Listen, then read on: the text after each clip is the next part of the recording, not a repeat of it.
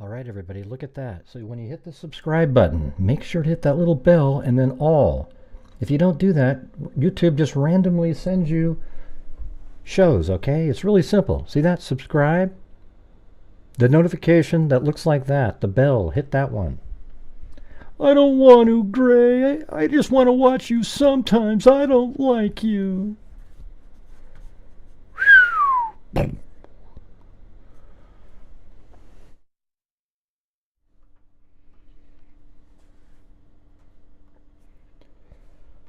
Hello and welcome. This is Gray Hughes of Gray Hughes Investigates on YouTube. This channel evaluates all aspects of true crime. As you are aware, videos and live streams in this genre often discuss elements of crime that may be disturbing to some viewers. If necessary, take the precautions needed to avoid these feelings. Gray. Factual information related to cases is the key to fostering rational true crime discussions. Fortunately, you will find that here. Please hit the like button only once, share the video, and subscribe if you like my content. Thank you very much for watching. Hey Gray, I wanted to ask you something. Huh? It's the house! You know, that's just one step above stupid. Have you lost the last 3 brain cells, or do you just have cabbage for brains? There's mosquitoes the size of bald eagles in that dadgum swamp. 5 brain cells, 4 aren't working.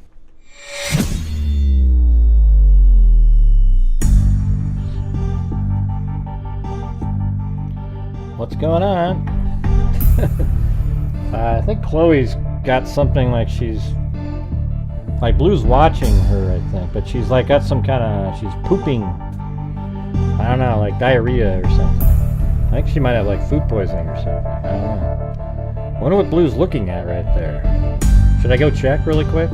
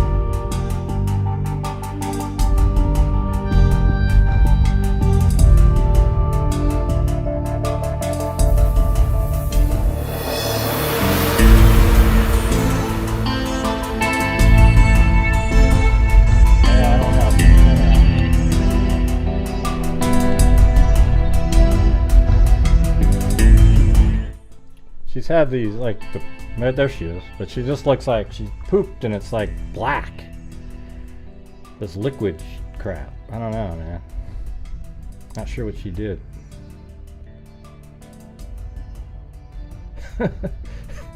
She looks like she's not feeling good, or throwing up even, maybe. Because it looks like there's stuff on her mouth. I don't know. We'll have to go, it's not blood, it's like, I don't know, it doesn't look like blood. Not sure what it is. Blue's looking at her like, hey, what's going on? Huh. Look at Blue. He looks like nervous about it. There's nobody in that room with them, so I don't know. Not sure what's going on there.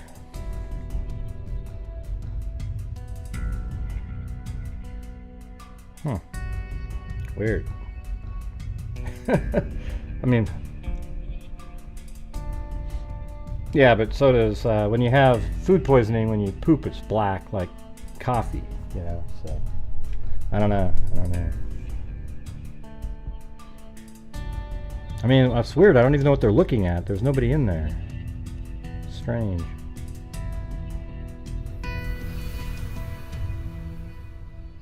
Yeah, it looks like there's like stuff on her mouth. Sometimes you wonder, like dogs are weird sometimes. They'll eat something, you know, like I don't know. Oh, she's taking off again. Let's see. Huh. Who knows? I don't know if she ate anything weird or not. But, I don't know, we'll check on that a little bit later. Like, yeah, her whole mouth area looks weird. So, yeah, the spirit box. All right, guys. So here we are with another night. Thanks, Dana, 1972. Be nice to. Last night was pretty weak in here because we weren't covering a big case. But if you guys want to help support the channel tonight, that'd be awesome. Tonight, I thought we just, we could do like a call-in / go over the whole case from a rational point of view. There's so many YouTubers out there that's like, let me make videos. And it's weird because you'll get like 2,500 people watching absolute garbage. I mean, literally some guy claiming that, the mother's being investigated, she killed, and all the stuff in the title. And you guys go over and watch it like it's interesting. And it's just absolute nonsensical garbage, where the people who try to keep it rational with reasonable theories were always the ones that, okay, the entertainment's gone, let's go listen to this guy. I mean, you would think people would want to be talking about cases like in a rational, reasonable way where you can figure stuff out. But most people on social media don't like that. They like to be entertained and have it be as crazy as possible, etc. Also, on the interviews that I've been putting out, it's weird. I mean, somehow they're not getting as many views. The first video had like 150,000 views. The rest of them have like 30, 20.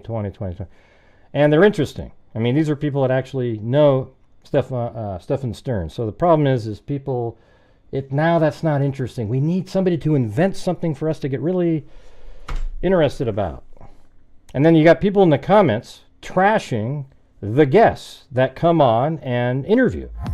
I mean, you think it's so stupid to do that. Okay? They have nothing to do with the murder, and so what you do is you make an environment where in the future, who in the hell's ever going to want to call a YouTube channel to put forth information when you have a bunch of just low-class dipshits who show up to your video and trash the people that are being interviewed. I mean, hey, Gray, that's not very nice. I have the right. Yeah, you do have a right, but you have a right to be a moron. That's what you're doing. Hey, thanks, Phil. I mean, I don't understand that mentality. It's bizarre. Okay, nobody's impressed by you. I delete every one of them and block. If you do those comments, I just block you. You don't even know it. You probably think you're commenting all these great comments on my show. You're the only one that can see them. All right? I don't tolerate that kind of shit on here. Gosh, Gray, that's not freedom of speech. Well, you're still able to type. Nobody can see it, though. God, you guys are... I mean, when I say you guys, I'm talking about the people that leave those comments. The people who leave those comments that are hateful and mean and ludicrous towards the guests that come on to any YouTube channel show are idiots. You guys are stupid people with no brain cells. Maybe you have 5 brain cells, 4 aren't working, as Grady Judd likes to say. 5 brain cells, 4 aren't working. So I'll sit here and defend the people who are brave enough to come on and talk. Okay? Gray, you're champion of YouTube. Yeah. Well, unfortunately, my videos never make it out anywhere. My live streams, if I get 1,000 people, it's a freaking miracle. If you're a dipshit clown, just talking about all this stuff, you get 2,500 because it's, ooh, look at this guy. He's telling you that. All right. Give me a break. And there's people out there that are claiming that I said that Madeleine was pregnant. I never said that at all. I said it's a theory that, man, what changed after he'd already assaulted her all those years, what changed now? Is it possible that she was pregnant and he had no escape and somehow killed her? You know, that's it. I mean, we're allowed to, you can speculate reasonably based on the facts, and that's totally reasonable, absolutely rational. And nobody on this channel has ever claimed that that was a fact or even stated it in a way that would make somebody think that. Hey, thanks, Rhonda. G'day. H-Doc, 20 months, a member. Awesome.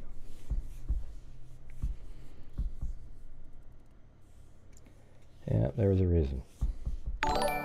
Given what he was doing to her, that is plot. Yeah, I mean, there's actually video of him having intercourse, okay? That should make people think, wow, I wonder if, you know, that's a possibility.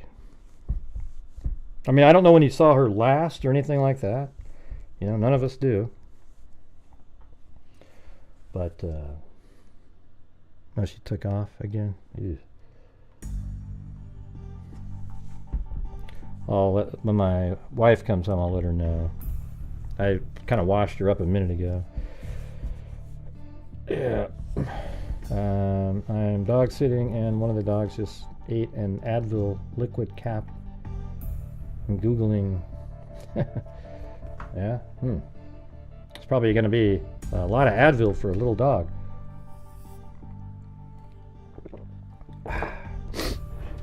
I'm trying this whiskey tonight. It's called Trail's End. I think it's made in Oregon. Seems pretty good. I'm going to turn into Clint Eastwood and Unforgiven. Yeah, here we go. Here we go, everybody.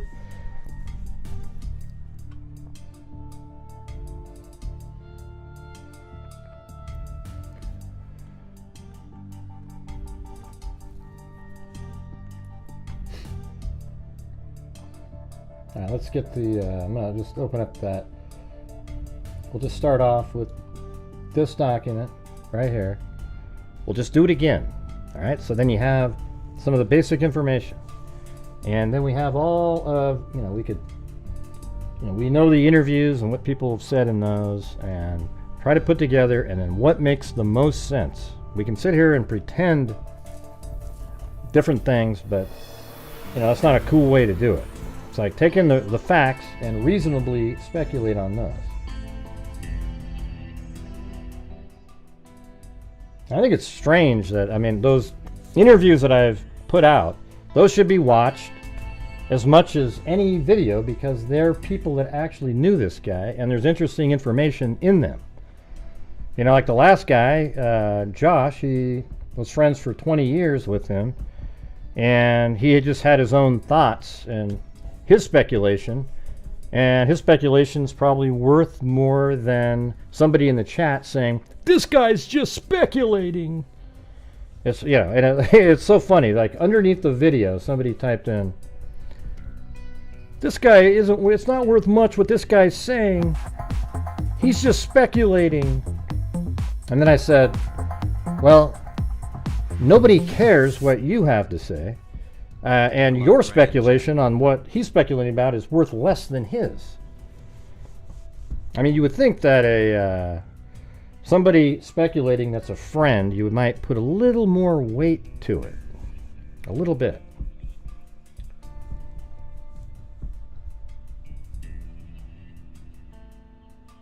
Last one wasn't best. I don't know what that means. Let's see. They all have been interesting. Yeah, I think so too. I think the second one was probably the best of them all, where you got that crazy stuff about him storing semen in bottles, and then, you know, when he's like 13 or 14 years old, and claiming that if a woman drank it, they'd get pregnant. You know?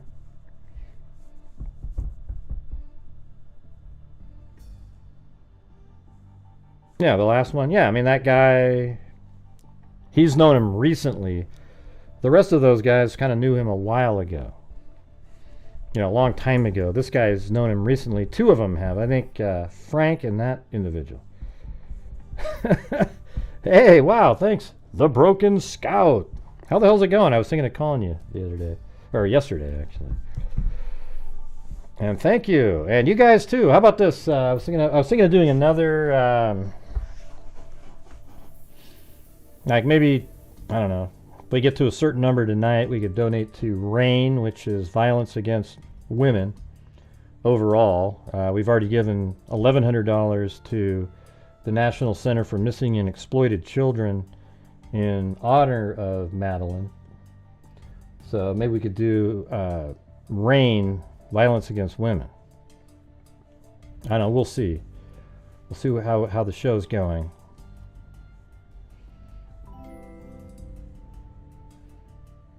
Yeah, I mean, he actually knows the victim. He knows all of them. And he seemed to know that she was bipolar even. He knew that. She admitted that in a post.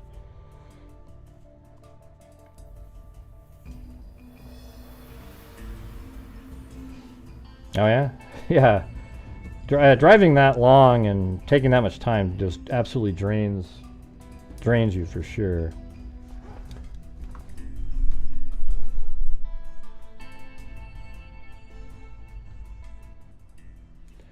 All right, let's just look at this again. So this is what the mother said on February 26th. Oh, wait, hold on.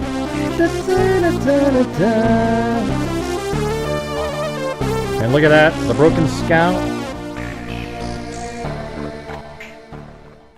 Next round on me, Gray.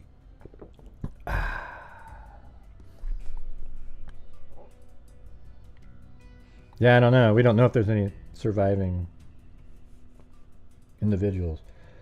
Hey, you know what? Before we get to that, though, look at this. I mean, I'm not even sure.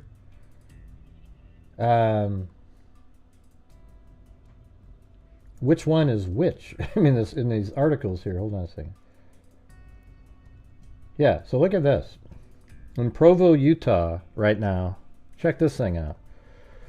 Provo couple accused of sex with teen daughter, saying it was safer than with strangers. I mean, this is what our world is coming to now. Listen to this.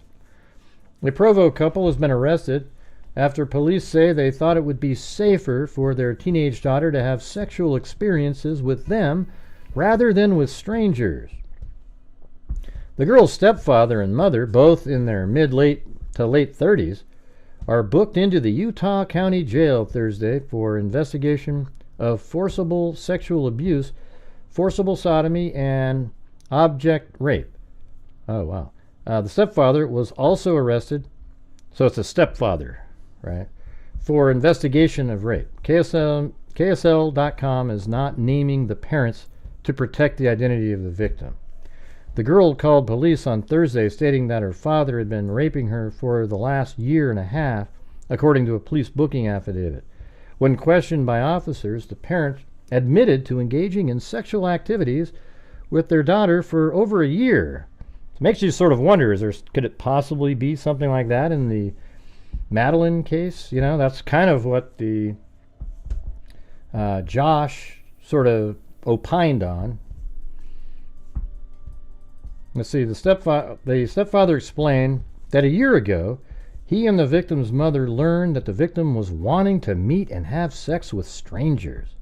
He said that together with his wife, they decided that teaching the victim about sex and engaging in sexual acts with the victim would be safer for her than having sex with strangers. Police say the parents may face additional counts if formal charges are filed in Utah County. All right, so then there's another article on the same thing. I mean, can you believe this shit? All right, this story discusses sexual assault. Okay, so if you want to call the assault hotline, call 801-736-4356. Anyways, a Provo couple was arrested Thursday after their 15-year-old daughter told authorities that her stepfather had been raping her for over a year. Authorities responded to the girl's Provo residence Thursday morning, where the girl told paramedics and Provo police officers that her 34-year-old stepfather had raped her the night before, documents state. The Salt Lake Tribune generally does not name defendants unless they have been formally charged. The girl's stepfather admitted to the abuse and later told investigators that he and his wife, the girl's 38-year-old mother, abused the girl together since the couple decided it was safer for the girl to experience sexual things with them instead of strangers, an officer wrote in police documents. In an interview with police, the girl's mother said that she and her husband approached the girl with the idea of having sexual experiences together over a year ago, documents state. The girl's mother said she felt they could keep the girl more safe if they allowed her to experiment sexually with them, according to police documents. The couple have 4 children together, police documents state. The stepfather told police he is not the girl's biological father, but married the girl's mother while she was pregnant and has raised her as his daughter since the day she was born. The girl's mother and stepfather remain in custody at the Utah County Jail. Can you believe this crap? And then I was trying to research this, look this up a little bit more.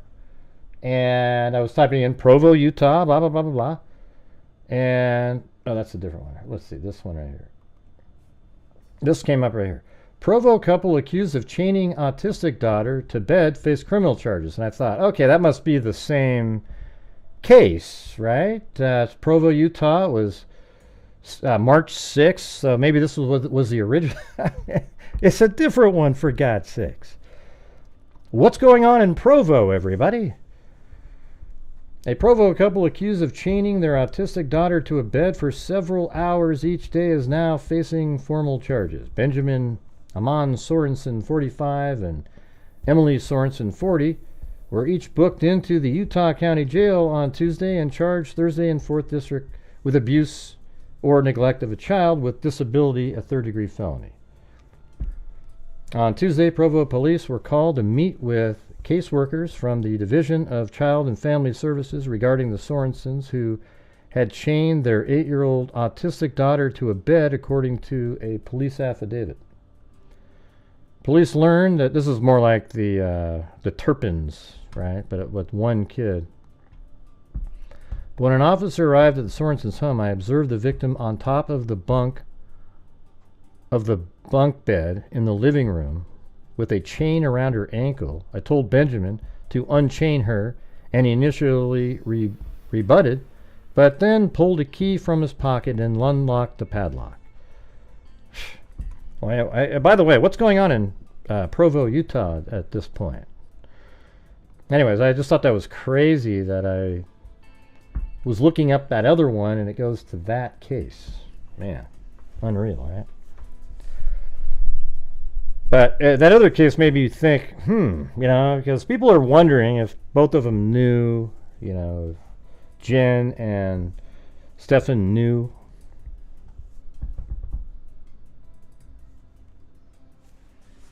I mean, does Glenn Beck do stuff like that, Clarence? I mean, I used to listen to Glenn Beck years ago, but, I mean, your comment seems kind of strange.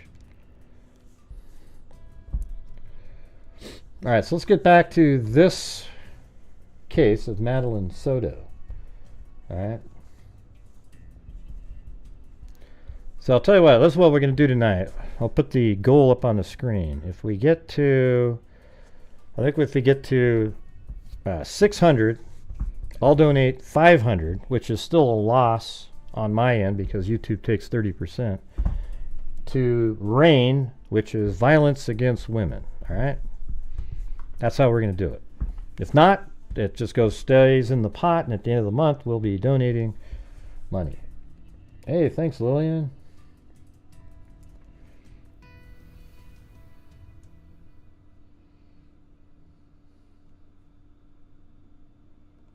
Yep, thank you, Lillian and Nancy. Awesome. I mean, don't all get started at once, everybody. The mother, okay, so this is on February 26th, just like 2 weeks ago. At approximately 8 o'clock in the evening, a 13-year-old victim was reported missing by her mother.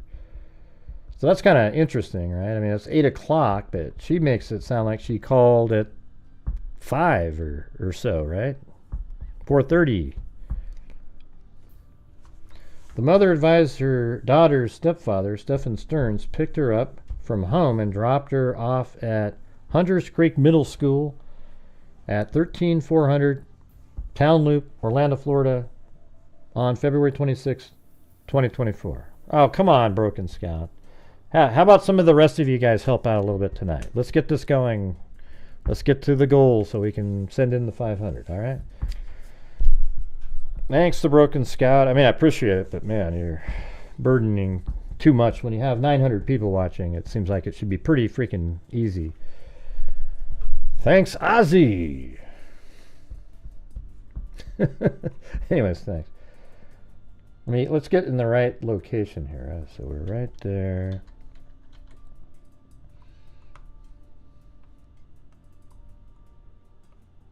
Yeah, so it was right at this church, Peace United Methodist Church, right here. You can see it.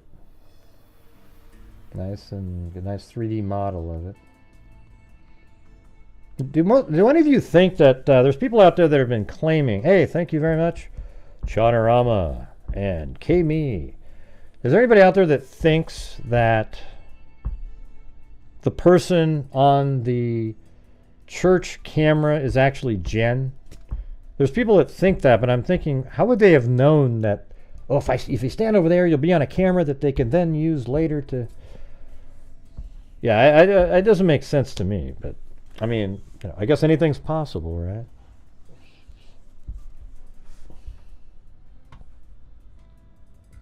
You do? Why? Because you saw it on another channel, Spencer? Hey, thanks, Steph, STNA, and Mayflowers, and K-Me, and...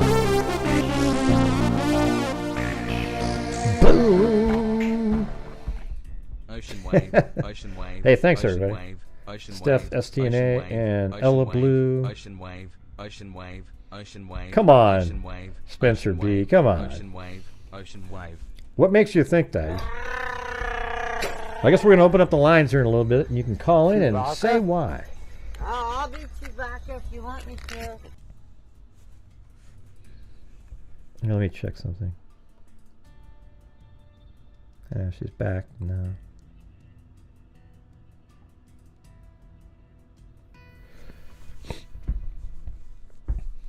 Thanks, Danny. ICURN. All right, so this is where it's saying that so the mother advised her daughter stepfather, Stephan Sterns. So at least with the police, even though the next day, it says, isn't that weird? So it says the mother advised her daughter's stepfather, Stephan Sterns, picked her up from home and dropped her off at Hunters Creek Middle School. But even the next day when she was interviewed, she said, we dropped her off, but then immediately said, well, he dropped her off. You know, so the we part to me, I'm not really convinced that that means anything. A lot of people think the we means that she was at the school too, and thus she's the person on the camera, you know? Here, I'll turn off the Streamlabs thing for a minute. Thank you, Michelle H. Hey, look at that. We're almost, we're over halfway to, or almost halfway to the 600. Then we'll do 500 to Rain, which is really still a loss for here, but my ad revenue's been doing okay, so I'm gonna eat that part of it. Normally ad revenue sucks on this channel because you know, the videos, if you put out a video on any case that isn't popular, nobody watches it. Was there a different house there, house they were showing at Stephan's home, or has it always been the condo? Well, I think the condo is where, you know, that's where they lived, yeah. You know what's interesting is I was watching something today where they had this huge law enforcement presence when they claimed her body was found and they were all at this house. And it's just not true. I think you know what I think, you guys? This might sound crazy, but given the media attention in the case, do you think it's possible that law enforcement intentionally put a bunch of officers in another spot, roaming around, like standing around, like, oh yeah, big presence, so that there wouldn't be this huge presence over at the actual crime scene? Because I think we know that is a crime scene. You know what I actually watched again was the helicopter footage, and I was able to determine that, those vehicles that showed up and had the ATVs on them, they just drove away. Nobody got onto those ATVs and nobody drove around. It's almost like they showed up, but in the meantime, when they were already called there, they found the body in those woods there. Because that is the spot. They put a light there, aimed right there at those hedges, and you see the image that was put out by the sheriff, and then you see on the helicopter footage from a higher angle, so you can't see the wide opening down below, that's exactly the right spot. Now, I mean, I guess it's possible there's a secondary, maybe her clothes were put there and her body was somewhere else. I don't know. I mean, I guess that's the only other option that there is. I don't know. Not everybody isn't shady. Reality wins. Everybody isn't shady just because we're looking for a pound of flesh. I mean, how are you saying that the sister's shady all of a sudden? I mean, it's just wild. Come on. Focus in on mainly Stephan Sterns. And I can totally see that people want that there could be something with the mom. I mean, she's lied multiple times. Or is it really, it seems like a lie because she was told something. Now, the part about her saying, I saw my daughter at 8 in the morning, doesn't really jive with him throwing the laptop and the backpack in the garbage can at 7:30, does it? That doesn't really jive with that. Because you would assume that he was throwing those items into the garbage can because something had already happened. One thing, though, to me is, I don't even understand that element. See, to me, this is what it seems like. It seems like a plan was conceived of, and maybe that text message that was sent saying I wanted to be in the woods wasn't even sent by her, but by somebody else. I mean, I'd like to see the timing on that. But I guess she'd been saying it multiple times, so I don't know. But maybe they saw the text message and said, oh, hey, we can make it look like she really did that. Okay, so we got to get rid of her laptop. We got to get rid of her backpack and everything and make it look like she's gone. And then I'll put her somewhere where it looks like she's sort of heading towards the woods. And, if they find her, it'll look like that. I mean, what do you think?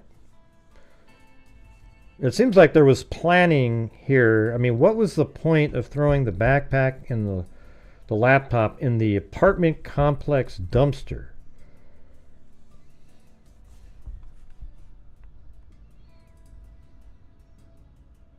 Yeah, you don't know, Stephen. There's people that do that, but you can't type it in as a factual statement, okay? If you want to say, I think something, then you can go ahead and type it in. Okay, so Stephen above said, I think that Stephan Sterns made money by selling videos to porn sites on the dark web.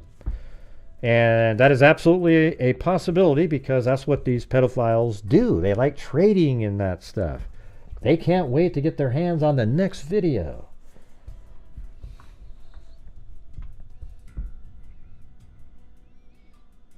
But when you state something as a fact, even if it turns out to be one later, you don't know it's a fact. You just you would just be lucky that it was a true thing. The message came from Sterns, so when he killed her, we don't have any information on when that text message was sent. If that message was sent on Sunday, the 25th, in the late evening, then I would bet you money that would have been Stephan Sterns or maybe even the mother that put that text message on her phone. But apparently she'd been saying that in multiple places.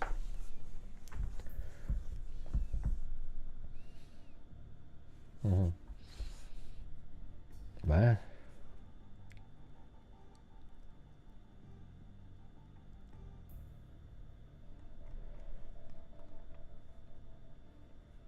Yeah.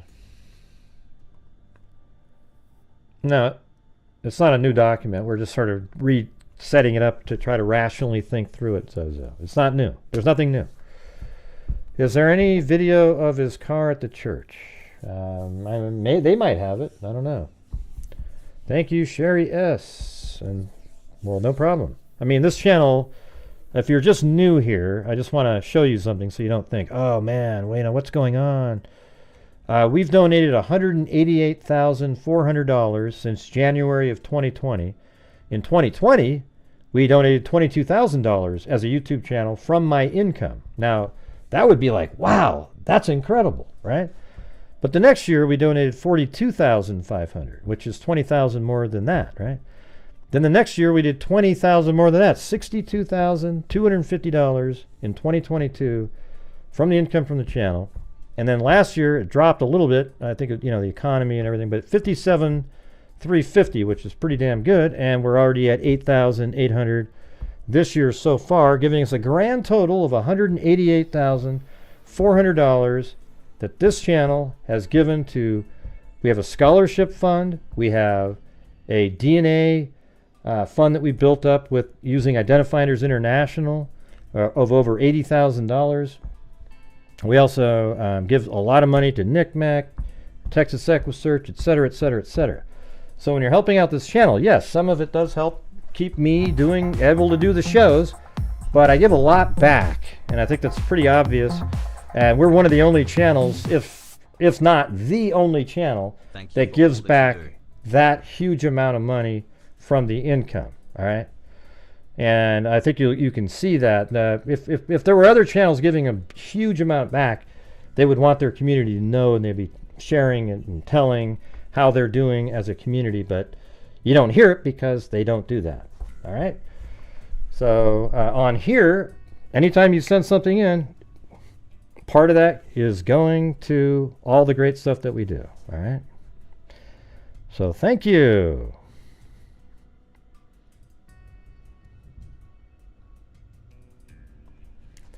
Go back to that one. Thanks, My Life and Dina. And see if you guys can catch up to Scoutin' Dude or the Broken Scout. He's already still over 2/3 of the entire amount that's on here.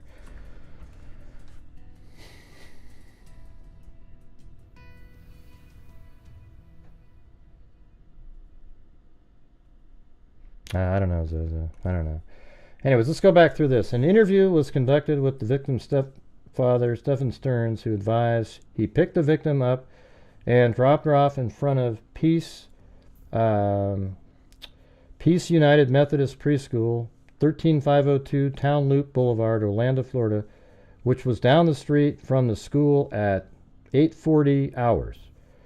So that doesn't even make sense there either, because at 8:19 he's back at home with her body visible in the vehicle. So that's not a true story right there. Thanks, H-Doc and Georgina Stoliker. Hunters Creek Middle School begins class at 9:30 in the morning. So again, why would you drop her off at 8:40? Well, people go, not making excuses, but maybe she was dropped off to have breakfast, Gray. I mean, some of these school... Okay. That's like looking for something. Hey, well, thanks, Steph. STNA.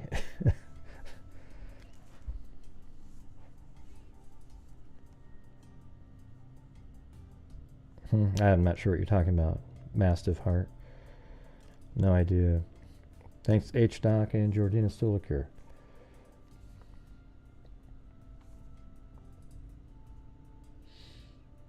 Yeah, and then it says a license plate reader captured Stephan's vehicle with Florida tag, driving away from the school at 8:10. So definitely wasn't 8:40. It was more like around 8:10 when it was near the school, I guess, but it was driving away from the school.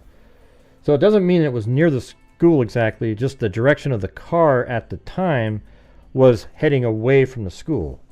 Because the only reader I could find was like a mile south down the road. If you look at the map here, these are readers. There's apparently a reader there and a reader there. That's not a reader. Reader here, a plate reader. This is a speeding, like a red light camera. And this one right here is another camera that picks up license plate reader. So I could see if it was coming this direction, you know, like down this road. So it's coming away from the school at 8:10. But at that moment, her body's in the vehicle, because at 8:19 it shows back up in the apartment complex right here.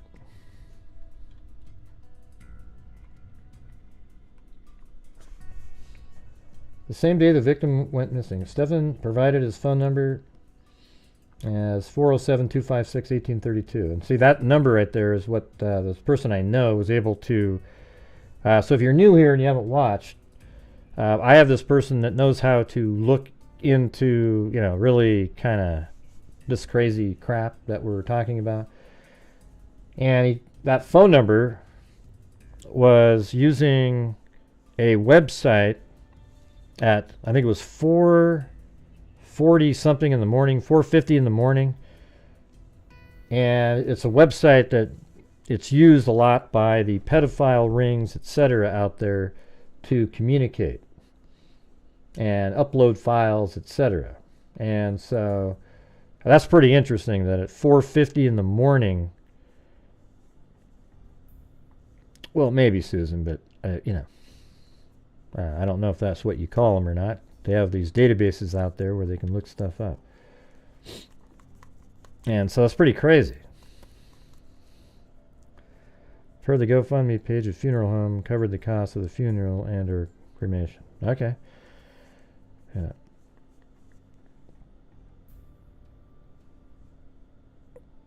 Now I can't remember now. Did they have any? Does she have a brother or anything, or is she a single child? I never even really thought about that in this case. Is there another kid living at home? An older or a younger brother or something?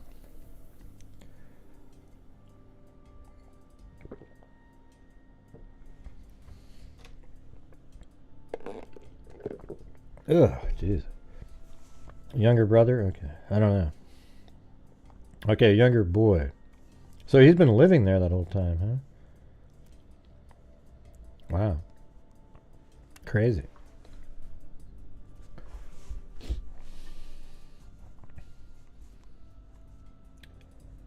Let's see. All right. So then after an extensive canvass of the area and interviews with the victim's family and friends, it was unusual for the victim to be dropped off down the street from the school and not stay in communication with family and friends. It was unusual for the victim to be dropped off down the street from the school.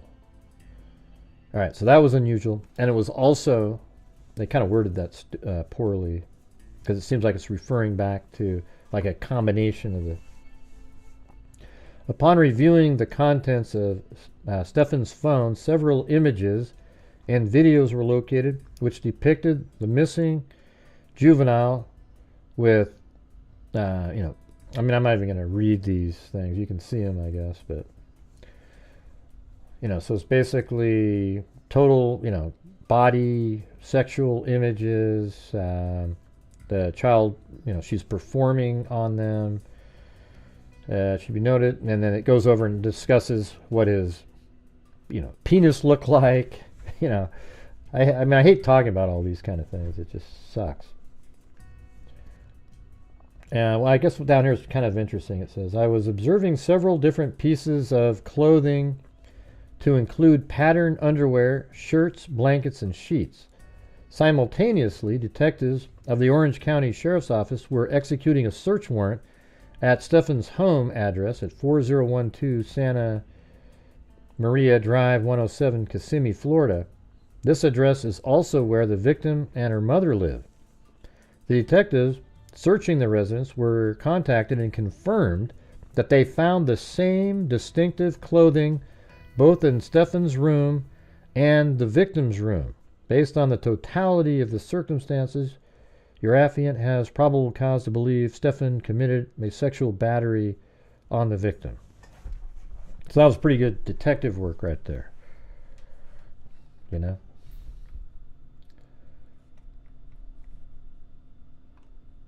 All right, then we have those interviews.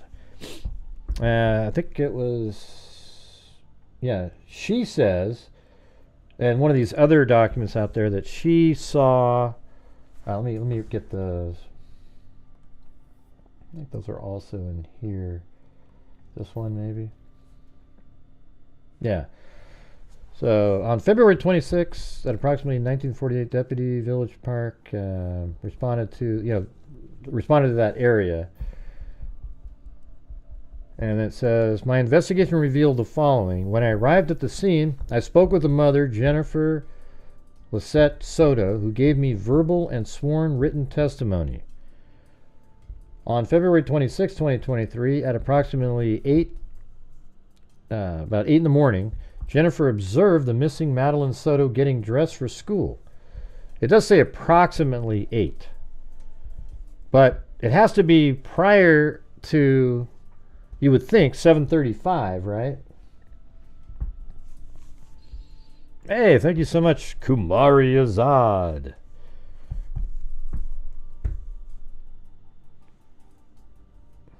Can you guys think of a scenario where he's putting the laptop and backpack in the garbage can? That's more likely that before she's even dead. I mean, to me, it seems like when you just think through it, you'd have to think, okay, he knew he was going to do something, so she's still alive in a house, and he goes out and throws away her. That seems weird. To me, throwing away the backpack and laptop was sort of this quick decision after something happened, and you just want to quickly get rid of that. And it was at 7:30 in the morning. So you would think that they would have videotape of his car leaving the complex at 7:30 in the morning, not just him throwing stuff away, but because at 8:10 the vehicle is spotted over at, going away from the church. So it seems like it's possible that her body, well, no, it's really strange. The whole thing is weird. So let's say he left at 7:30, her body's in the vehicle, he drives away, puts her body somewhere.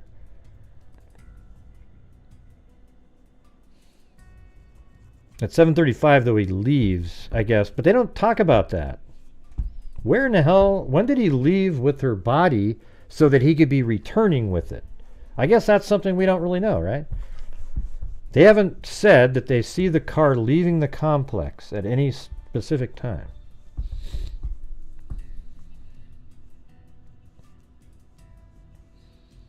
I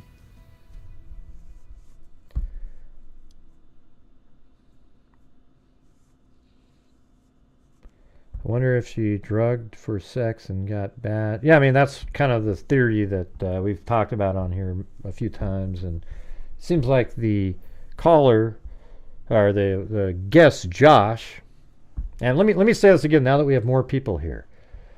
If there's creators out there that have guests on that are willing to come forward to tell what they've noticed and observed about a case they have nothing to do with, it's so freaking rude of you guys to comment in the comment section, trashing them and putting things like, they're sus. Nobody's impressed by you. Nobody appreciates you. You are just as bad as the worst people on YouTube. Just comment about what they're letting people know, etc. But when you're trashing the guests of YouTube, what you're really doing is making it so that in the future, none of them will ever want to come forward again because of people like you. Nobody's impressed by you. Just let me know. As a matter of fact, every single person who has made a trashing comment under my videos, I've blocked from the channel permanently. All right? So you might be watching right now and commenting, but nobody can read anything that you're typing in. All right? Just letting you know. If you don't have anything good to say or something interesting to say about the information that he provided, then get the hell out. God, I mean, it's actually embarrassing. Absolutely embarrassing. Unbelievable. Yeah, I think that's probably right, Joe, but, you know, they're out of here. What's so funny, Deja Vu? Are you the next one we need to get rid of? Yeah, let's see. Or are you just laughing that they're typing and they can't see anything? Can someone read me? Oh, hey, Domi, are you admitting that you're one of the people that trashed? Oh, thank you. Anybody that's asking right now if they can read their comments, just remove them too. Because that must mean that they trash. Well, you don't have to do it. I'm just kidding. Because that means they're admitting that they're one of those people. Thanks, K-Me. Well, I'm just telling you, don't you guys have that same feeling when you see these self-righteous piles of crap typing in stuff like that? Yeah. They're the ones, they're the, what do you call those people? They're the virtue signalers. They want you to realize that there's so much more, they're so deep that they care more than everybody else. So they're just going to trash anybody that even, you know, like this guy, when he's telling his story, he chuckles a few times. He's like nervously laughing. Who cares, you guys? Don't you understand like how people are? Some people just aren't like you. I'm sure when they were talking to you, you'd have this perfect, absolutely, it'd sound like the guy on Dragnet. Yeah. And all the people that just bailed right now, F you too. All right? Screw you too. You're just as bad. All right, anyways, so we're looking at this. It says, when I arrived on the scene, I spoke with the mother, Jennifer Soto, who gave me verbal and sworn written testimony on February 26th. At 8 a.m. hours, Jennifer observed missing Madeline Soto getting dressed for school. So, man, that would be like she would know what she was wearing, too. Stephan Sterns took Madeline to school, dropping her off near the intersection of Town Loop Boulevard and Hunter Park Lane at 8:30 hours. Jennifer went to Hunters Creek Middle School in an attempt to pick up Madeleine at approximately 1600 hours when she discovered Madeleine did not make it to school. In an effort to find Madeleine, Jennifer looked through the neighborhoods near Madeleine's school and went to her mother's business office located at, I wonder what happened at that business. Like, what did she say there? I'd love to see that interaction between her and her mother. Wouldn't you? To see if it was, like, what it actually meant. What they were saying.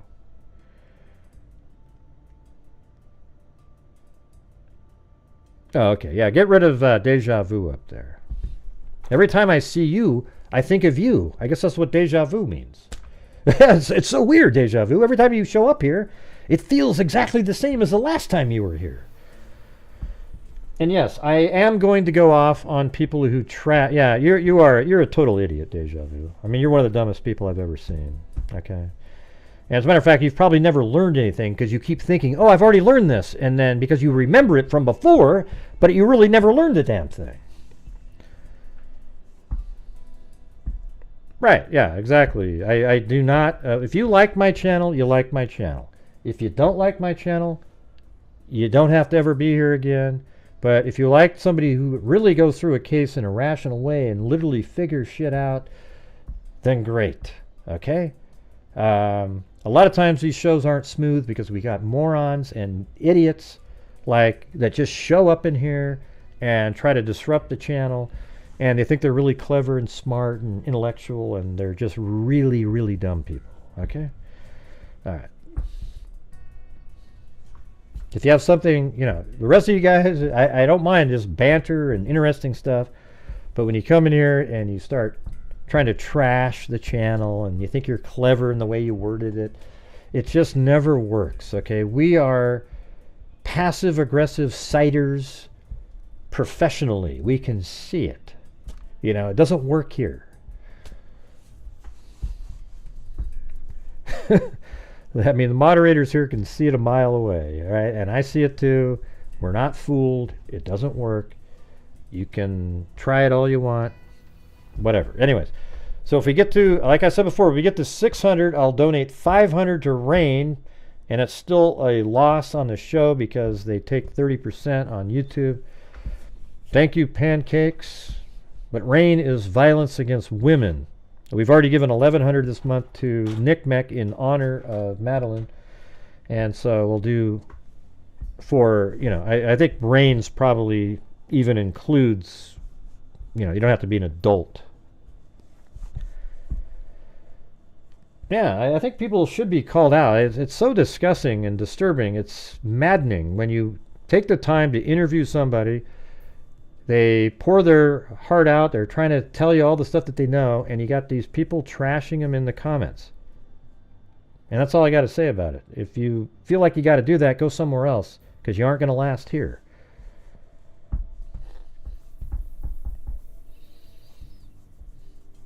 Now, if somehow later on somebody who was a guest and they get arrested for something, you can say something. But we don't have any. There's nothing about that. Like we had this one case, the Beitelman case.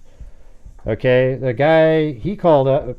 Now we talked for an hour, and that's one of the craziest interviews you've ever seen. And it turns out later, the FBI went and visited him, and they're not sure. The family member thinks he has something to do with his wife and child's death. And so, it's one of those ones where you're not really sure.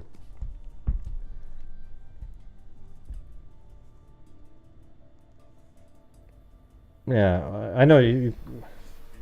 Let's see, hold on.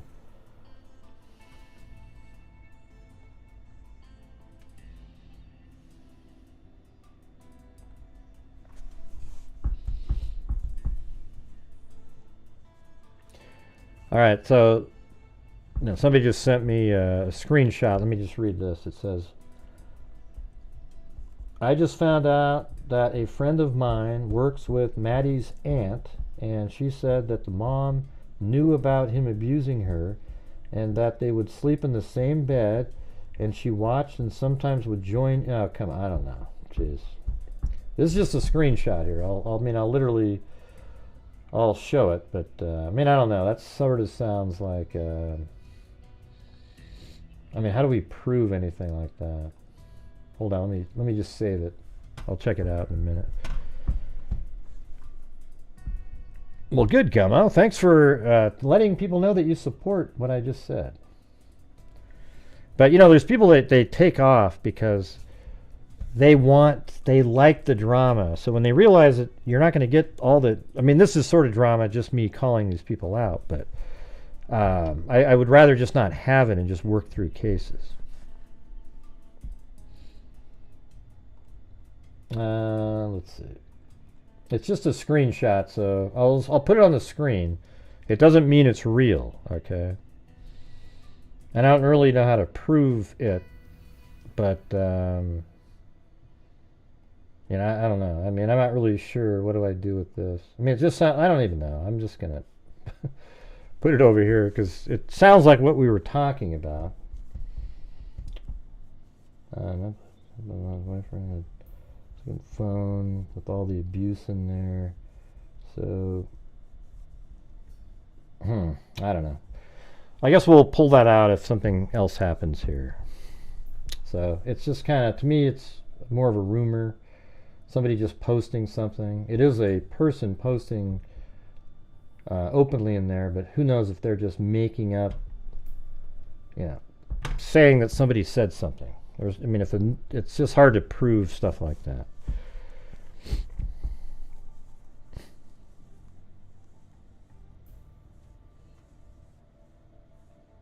Yeah, I don't have any way of proving any of that right there. They were just so like, hey, Gray, you got to check this out. And then I was just reading it, and then I realized, oh, how do we know this is even real at all? It could turn out to be real, Sorry for even having it up on the screen.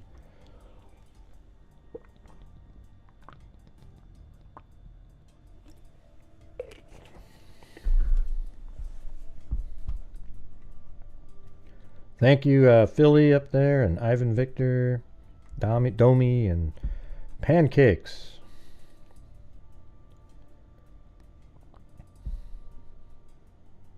About two? I don't know what that means. His friend mentioned about two the last video. What does that mean?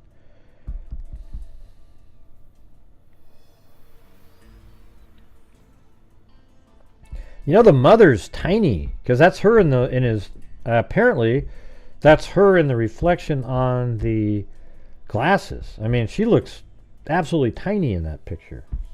I mean, it's a wide angle lens, so it makes things a little smaller. You know, that's the look you get when you look into glasses like that.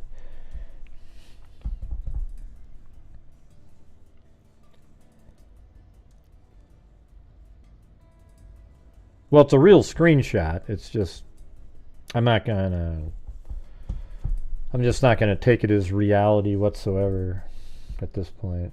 And if it ever turns out to be something, we'll open it back up again and look at it. I just didn't understand what he just said, though. His friend mentioned about two the latest video. I don't know. I think the mom was afraid of him.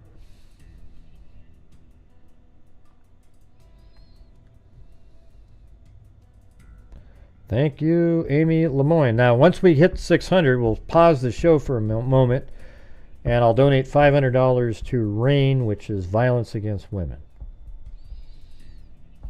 Maybe we'll do it earlier and stuff this month because of the, there is ad revenue coming in on some of these videos. Not a ton, but well, just type it in again, Domi. I'm not really sure I want you to call in and talk about what you just sent me. I've been on for an hour and 3 minutes. Can you just see it on the screen when you look at the video?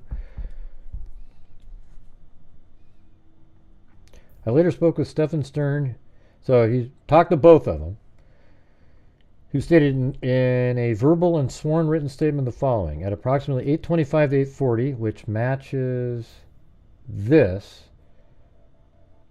8:30 time frame here, Stephan Sterns dropped Madeleine off approximately 1 block away from the school. Stephan watched Madeleine leave his vehicle and walk towards the direction of her school.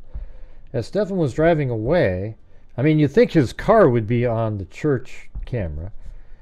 He could see what appeared to be Madeleine searching through her book bag. He did not think anything of it due to Madeleine usually looking through her bag to find headphones so she could put them in before going to school. I wonder why he said that. What do you guys think about that?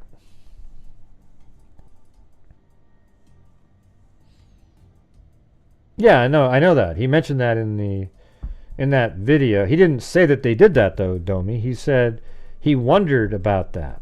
Okay? He didn't claim that was real or happened or anything. He just opined on that. You get the difference? Your screenshot is claiming something to be real, where this guy, he just said, man, makes you wonder if, see? So that's kind of interesting. Why do you think he talked about that book bag, like her digging in her book bag? Do you think that was just to add sort of realism to his sighting? Yeah, I know what you're saying, Domi. I'll keep the screenshot, and if it turns out what you're saying has some reality to it, I'll show it. And we should be able to find that pretty soon, you would think.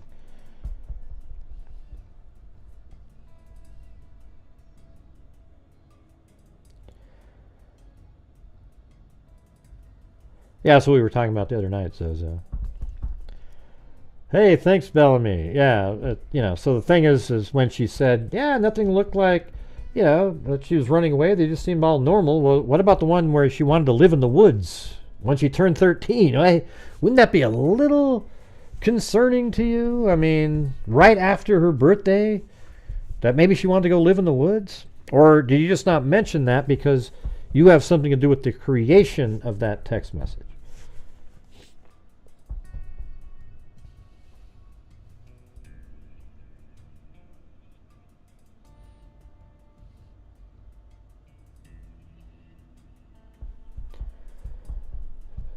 At approximately 8:25, 8:40, Stephan dropped Madeleine at approximately 1 block. It seems weird that he's mentioning Madeleine searching through her book bag. He did not think anything of it. Due to Madeleine, so it's almost like he's implying that her searching through the book bag had something to do with it, like saying, yeah, I didn't think anything of it then, but once Stephan was home for about an hour, he went back to retrieve a vape juice. He went back out to retrieve a... Okay, so now he's letting people know that, yes, he was driving around at 9:30, he's saying. What was the other 9:30 is associated with this somehow, right? What was the other 9:30? Oh, yeah, school starts at 9:30. Vape juice and then run errands. So he wants to explain why he's moving around on camera. But he's totally off here because he was back at 8:19. You'd think he would try to match up. You know, you're starting to wonder. I mean, I think Stephan Sterns is just really dumb. Yeah, thank you.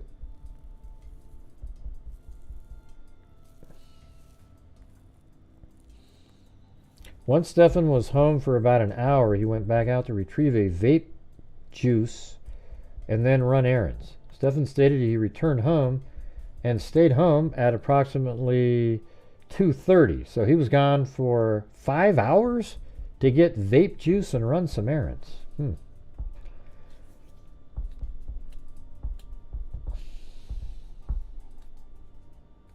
Yeah, that's interesting. So obviously, I think he buried her body, or not, put her body underneath that hay at between 9:30 and 2:30. So he needs to explain why his vehicle's out and about moving around. Because she's dead in his vehicle at 8:19, so obviously she's not buried or placed yet.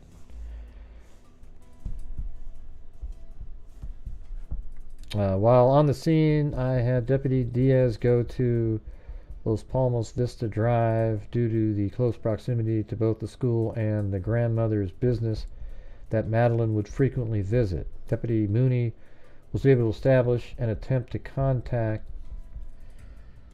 drive to see if something on the way back to the mother's home. Maybe she was moving around. Both addresses yielded negative results. All right, well, there you go.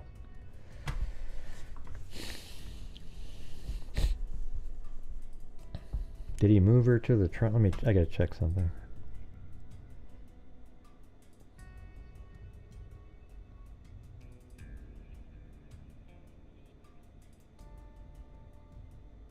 It looks like she's trying to rest a little bit. What's going on? Jesus. All right, let's do the phones now, you guys. Let's talk about this stuff. And we've proven. Is there anybody out there that disagrees? Honestly, with the information when I put out the video of where her body was found? I'd have a hard time. This is exactly where they were looking. There's items in there that match exactly what the photograph showed that the sheriff put out. They put a light up right here, pointing here, and they sent everybody away that had the ATVs. And I guess it doesn't matter if you disagree or not. My thing is I'm very certain that that's where she was found. And if it isn't, then, man, what a miracle.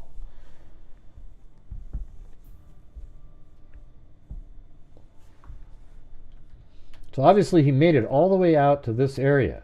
And I think he actually legitimately got a flat tire. That it wasn't a ruse, because we see in the surveillance shot of him driving around that he actually, the image has him with a flat tire on it. Let me open it up. Is this the one? No. 7. Yeah, right here. Yeah, so look at that right there. Or not a flat tire, but a spare tire. I guess you call them donut, whatever. It's right here on the vehicle. So that means he probably really did have a flat tire. I mean, why would you, oh, I gotta keep the ruse going and put on that fake tire. So I think he was maybe going to go around like this and put her somewhere in here. I mean, look how that would have been a perfect place. Drive right over here staying on Hickory Tree Road, maybe pulling over somewhere and then bring her into the woods and then maybe trying to get her into this pond over here. I don't know. That's just a thought. I mean, obviously, he was heading this direction because, he came from over here. I just don't think he came around. I mean, I guess it's possible he came around like this and then like that and was heading this way and was going to loop back around and then out. Well, I mean, it's not that surprising, right? If he just waited and didn't see anybody, he picked us. Whatever, when we say picked, I don't know. And plus, you can drive on a bad tire for a little ways. But we go right here. If he picked, then he didn't have a flat tire. But see how you can see straight that way, a long ways, and you can see around the corner. So he could just be waiting here, watching and looking, and then quickly dart over and put her body in there. And then once he's over there, he could just sort of hide behind these bushes a little bit and then just kind of keep covering her and nobody's going to notice anything. Hey, thank you, Chuntarama. So look at you guys. We only need another 100 to go, and we are sending 500 to Rain, which Plato loves, and everybody, or the Freak family. We've given them, I think, over 20,000 over the years. So.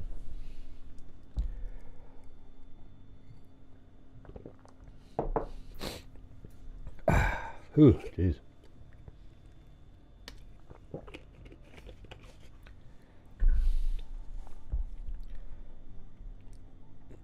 Chuntarama. I don't even know what that means. He said he was looking in her backpack for her backpack with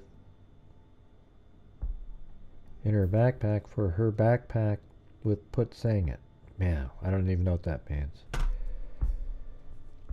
Ella Blue said, I wonder if it's a coincidence that Santa's house was between where Maddie lived and where... What do you mean Santa's house? I don't know what that means. I don't know what you're referring to. Is that a special place or...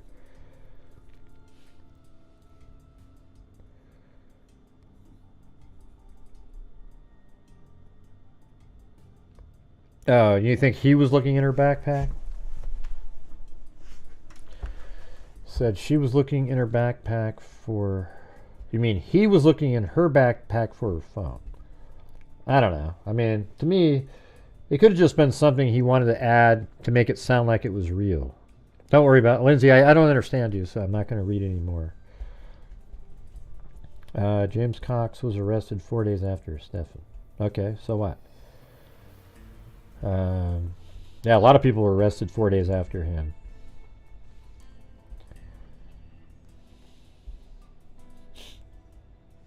Yeah, I definitely could have picked a better place. And it shows you because the body was placed just right here between these two larger tufts right there and then covered with some of this grass here.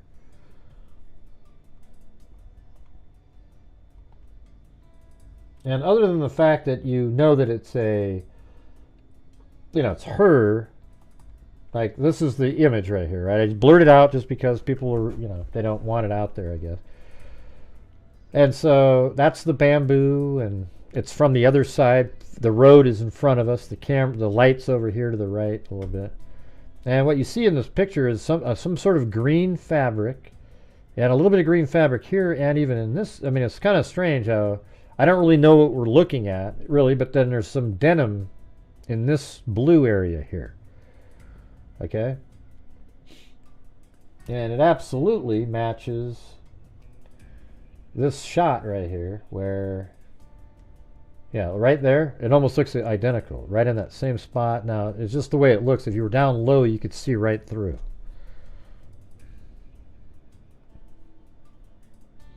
It's just high up, so, I mean, basically it looks like this. Let me see if I can mimic it. So it's up in the air like that. So look how thick that looks, right? But if it was down here, you'd be able to see right through because of the way the trees are. But when you're up in the air like that, it looks like there's no opening. But as you can see, if you drop off, if you come over here and look straight through, I mean, it's thicker now than this was, but there's still going to be bunched up here, bunched up there. It's like jeans. I just told you what it was. Like denim. What do you mean, what is blue? I just explained what that was.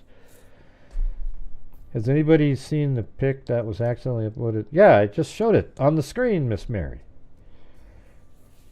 Except I blurred it out. I wouldn't even feel bad showing the full image, but I'm not going to because apparently over there you can't show it. I don't know. It's like they don't allow you to put pictures like that out there. Hold on a second.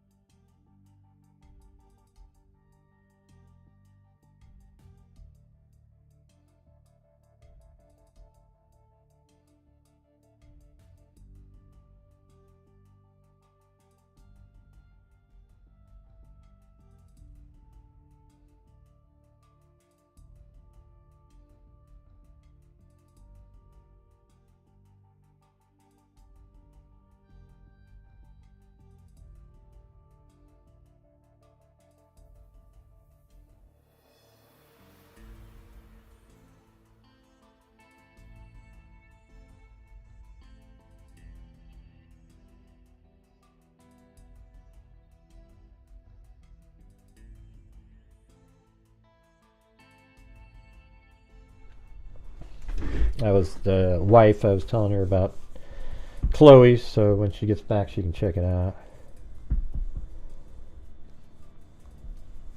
Yeah, well, it's stupid that the sheriff put it out there like that. Yeah, I mean, I just blurred it so you can't really even see what you're looking at. I'm just showing you where it is. Like, I think this one, I think it's, like, that's a reasonable image, right, to be able to look at. Like, this doesn't show anything. It's just blueness, some green. Like, here's the area, right? There isn't even any detail in this shot, so I feel pretty good about having this here, you know? I mean, it doesn't, you don't even know what you're looking at, really. It's just kind of representing where there might be something. Are you saying even that picture, Zozo, would make you mad, even though there's nothing in the picture that you can see? Or I need to use it for, I need to be able to prove where the crime scene is. So, unfortunately, that's just what I'm doing. Now, if it was a picture of, like, arms and feet and stuff like that, I would just absolutely black it out, or you wouldn't see anything, because I need to use it to show where it's at.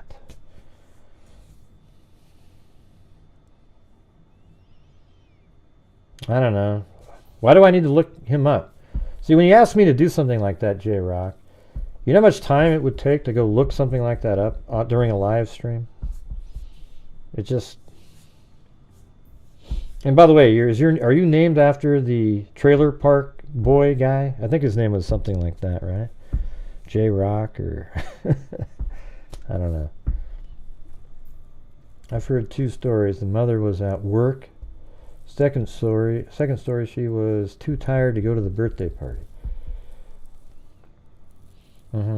But, like, after the birthday party, where did they go from? Where did they go, right? Like, so at the birthday party was Maddie, Madeline, and Stephan. So where did they go? Right? And the mother's home. Oh, and she told us about the gifts. But why did when you say, I don't know if you said told us about the gifts. She might have said told me about the gifts. But if she said us, well, Stephan was there, so he would have known, right?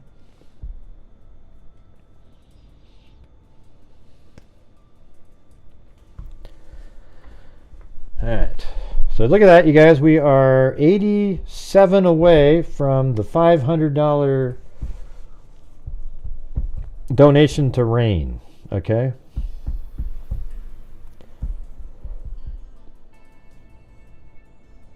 I don't even know what that means, LM. You guys keep talking about Santa shop and things. Either way, the mom was lying about everything. Well, I mean, do you really know she's lying? Or is she... some of it seems like she's lying. But let's just... I mean, we got to do the devil's advocate stuff, right? So, she is bipolar. She's on a whole bunch of medicines. Maybe Stephan picked somebody like her because he felt like he could manipulate her, etc., etc. The 8 o'clock in the morning thing, it could have she could say, well, oh no, it could have been earlier. Maybe it was 7 or 8. I just had a vague recollection that it was 8. She said around 8. So, yeah, she could say, oh, it was like 7. And so if it was at 7, then after 7 o'clock could be when... Well, here's the thing. If police can determine that she was dead early morning, like at 2 in the morning, based on digestion in her stomach, they found her relatively quickly. If they can somehow figure out the time of death, and it's like 2 in the morning, then she's in a lot of trouble. But if it turns out where, like at 7 in the morning, she's getting ready, then there could be a time right after that something happened. Because at 7:30, he's throwing the backpack and the laptop in the garbage, right? Yeah, I think he really did have a flat tire. We just talked about that 2 minutes ago. I think he really did have a flat tire. Hey, look at that. Cali Gal 3 knocked us into the area right then. How's it going, Cali Gal 3? I never got my long email. God, you're so mean.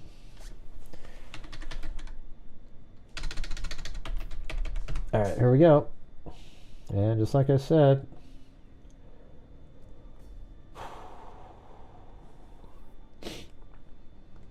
RAIN. What's the, there must be a... About RAIN, mission. Here we go. Just so you know here.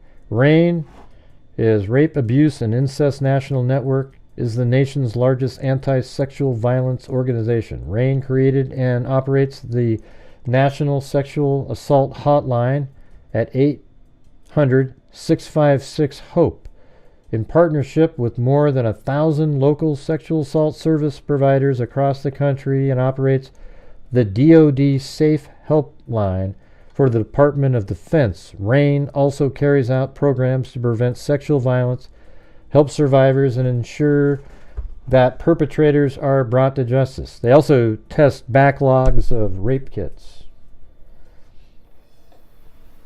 All right, so here we go.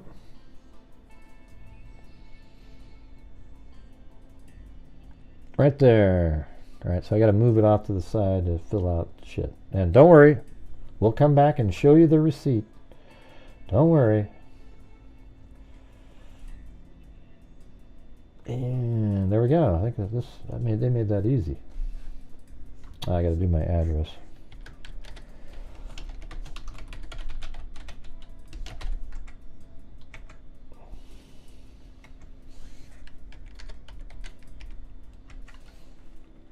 Yeah.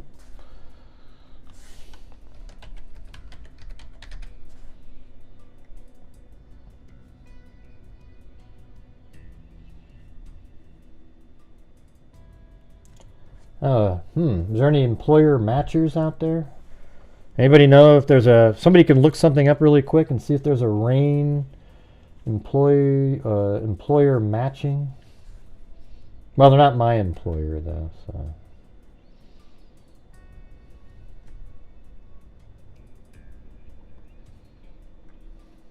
Okay, here we go.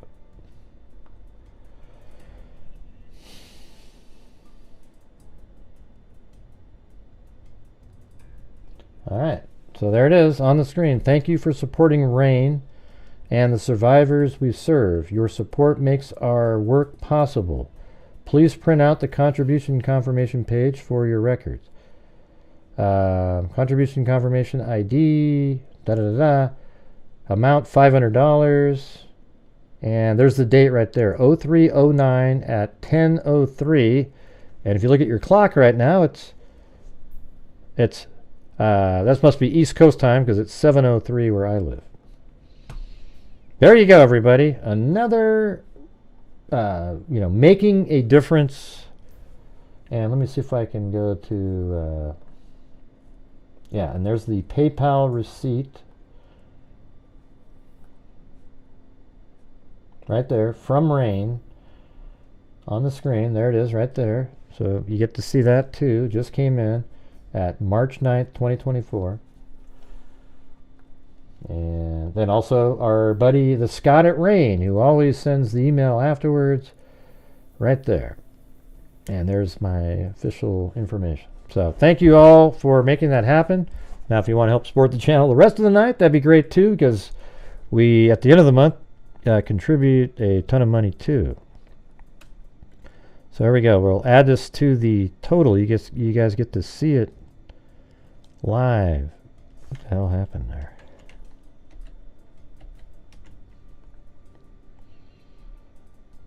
So the grand total from the start of us doing this is now 188,900, and this year so far is 9,300. All right, can we get a boom? That's what I'm talking about. I know you guys have already typed it in up there, but that's awesome. All right.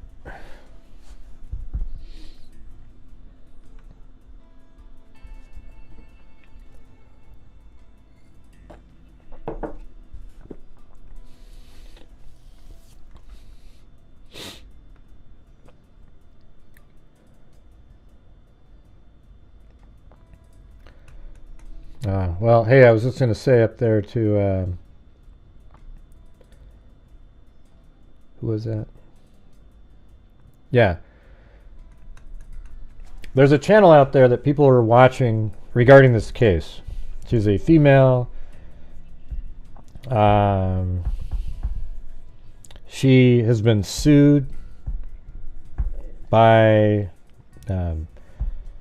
a news channel for stealing their content, and she also is absolutely a conspiracy theorist. No matter what, man. She actually accused this guy of being a killer in a case over and over again, and then during her live stream there was an arrest made, and she got all this credit because there was an arrest made of some other person that had nothing to do with the person that she was accusing of being the killer of a baby for days and days and days. And it was an embarrassment. Not only was it an embarrassment for the true crime community, but it was an embarrassment for the news outlets that didn't recognize how ridiculous that was. All right. So if you're out there, we don't need you to type that in, Tracy. As you could tell, I didn't want the name on there. Okay. Yeah. Jesus. Wow. People are so dumb. God.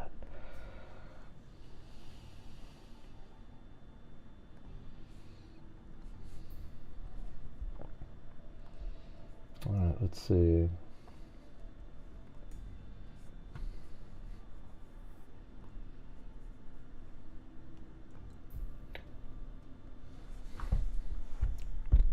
Yeah, I don't know what you guys are talking about, this Santa thing. It's crazy, all right? I don't entertain that stuff. That's why as soon as I started reading that one screenshot, I don't know if it's real or not. It wouldn't surprise me if that was real. I'm going to have to do some sleuthing to find out about the rules for autopsy results. What do you mean rules? I mean, I guess if it's a little, like if it's a small girl or something, maybe they don't put that out as normally as they would, something like that, or as readily. No problem, Tracy. No problem. All right, so I'm going to open up the phone lines now, you guys. So get ready to call in. Here we go. Boom! Look at that. The phone number's on the screen. Let's do it on this one too. There we go. I like the screen better. And let me know what you're thinking about this. I mean, we're still kind of in a spot where, where's the information coming about where she didn't want to sleep alone? Where's that coming from? Do we have any screenshots or any information on that? Report, news article?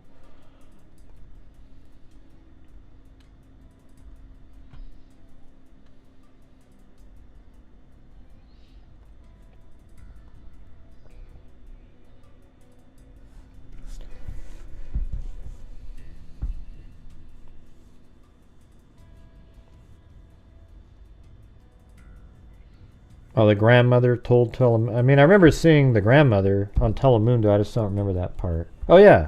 Well, didn't we have it translated, though? Hold on. Did I get that? Let me read this again. Maybe it was in a different part of the information.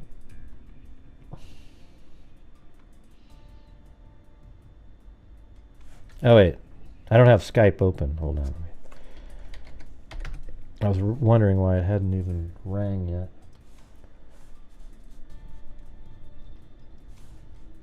Okay. I don't know if anybody had tried yet. Yeah, everybody's typing in the same thing. Everybody doesn't need to type in the same thing. She said, my daughter worked late Sunday and woke up very tired, so she told him to pick her up. The investigators asked if he often gave rides, and she says no, always her daughter. She says the church camera saw the little girl wearing a green sweater. There is a green object there. Sitting where she always gets picked up. After a few minutes she gets picked up, and that's the last my daughter knows of her. Every day that passes is worse. One loses hope, especially after nearly 3 days of disappearance. We don't know what else to do. In my mind, it appears someone took her. Okay, so I guess that one's the shorter version that doesn't have the rest of it.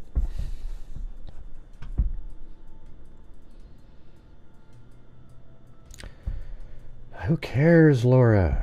Listen, everybody. I don't want people bringing up other channels on my channel. Okay? I don't know what makes you think it's okay to do that. It's bizarre. I'm not interested in other channels. I don't watch other channels. I just do my own show and think for myself. I don't need to go watch somebody else to listen to what they say and then come over here and pretend that I thought of it myself. All right. Santa's new name is... Right. Man, so aren't you guys calling in? Come on.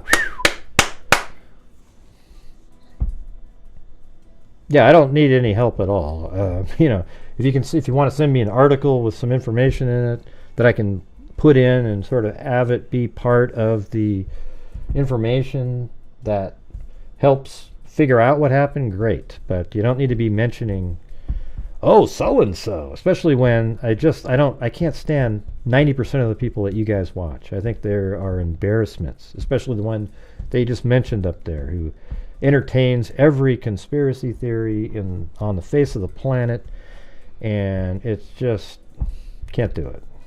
There is nobody in law enforcement that respects anything that those people do.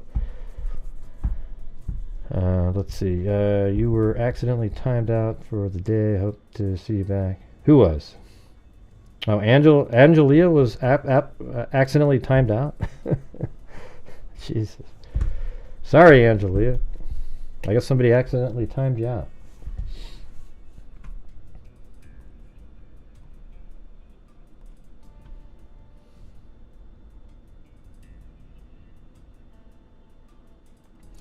One thing I was wondering, though, I mean, it has nothing to do with, like, religion or, I mean, I'm not sure, but I don't know if Stephan Sterns is Jewish or not. But I know that, like, there's a bar mitzvah and a bat mitzvah at the age of 13. So I was just kind of wondering if there was some kind of, I don't know if he is Jewish, but Sterns is, might be. So it has nothing to do with, like, Judaism or anything. It's just, is that something in his mind that he was using as some sort of date that means something? Because I think Judaism, it's like the passage of a child into, like, adulthood at 13. Here we go. Hello. This is great. Hello. It's Angelia. I don't know why I'm timed out, but I am. Yeah. Okay. Yeah. I know. Nobody knows why. It must have been accidentally, but you got to turn down the audio in the background. But do I turn down the which on my pad? Come on, you got to speak. I don't know what you're doing. You're just kind of what's going on? Can you hear me? Yeah. All right. I thought it was because I said pregnant. I didn't know if I could say that or not. Is that allowed? What's not allowed? I don't know what you're saying. I don't get it. Is it allowed? I said pregnant in the chat, and I thought I got timed out because I said that. I'm not sure if I can say that. Well, no, you can say if you type it in and you say, I think she may be pregnant, something like that. I said I'm dying to know if she's pregnant. That's why I want to know the autopsy results. Right. Yeah. And then I saw the person say that they had I think a sister or brother that fell down and they didn't put their autopsy results out, but they did put out Cece's and Bella Watts autopsies. I mean, every line of them. They didn't even redact it. Right. So, I'm just wondering, I guess it's because of the toxicology reports that maybe they're not. I don't need to have every answer. Yet. Like, I don't need to have every single detail of it. I mean, I just get the broad strokes of, like, she was died like she was strangled and maybe she had some sort of a drug in her system or something like that. Whatever the main causes are. I'd like to know how he killed her. Probably, I'm hoping it was fast. I hope it wasn't some long out suffering thing, because he's an idiot anyway. But, I just don't understand why all of a sudden he decided to kill her now. Just kill her now. Well, my thing, I mean, that's what I've been saying since the very first day of the case, and everybody keeps parroting it like it's some new idea. But what I've always said, was like, like he's been effectively assaulting for 2 years, and then you ask yourself what changed where all of a sudden, if he did murder her, what changed? Now it could be that he drugged her, and maybe that's what he always did. Like he drugged her to be able to assault, and then she died somehow, and then it's like, oh my God, how do we cover this up? And well, and it could be longer than 2 years. He just started filming her 2 years ago, but so it could be longer than 2 years. He had a good thing going. I don't understand why he would want to get rid of it unless it was an accident. Yeah, well, I mean, yeah, I mean, that would be the only the other... serial killers, for years and years, serial killers have been, bullshitting their wives, and their family members. I mean, knowing them, they didn't know anything about BTK, not a thing, and I understand that wanting a child in their house, because I've had, the red flags would be flying for me. So, I'm a little bit up on my children. I just don't think she was a very bright person, the mom. Mm-hmm. Well, I don't think he seems that bright either. Yeah. No, but he's smarter than the mom. I really don't think the mom had anything to do with it, but I do think she had to see red flags, coming from somewhere. Mm-hmm. You can't have a child that's being abused and not notice some kind of, red flags coming from your child. Yeah. Trying to look So stuff I up. just don't, she's just not a very bright person. I don't think she was in touch with her girl, which is sad. It's a very sad thing. She's just not a good, I hate to say it, she's just not a good mom. But the threesome thing, that was sickening. I don't think that was happening, or there'd been pictures of that on his phone. Believe me. No offense, but men are like that. They're very visual. Yeah. So, I'm not sure, but yeah. How long am I timed out for? But I've been trying to get on your live for a long time. I get busy about this time every night, so. Well, I don't think you were. You was an accidental timeout, and I think somebody I think somebody might have timed you out for like a. How long is it for?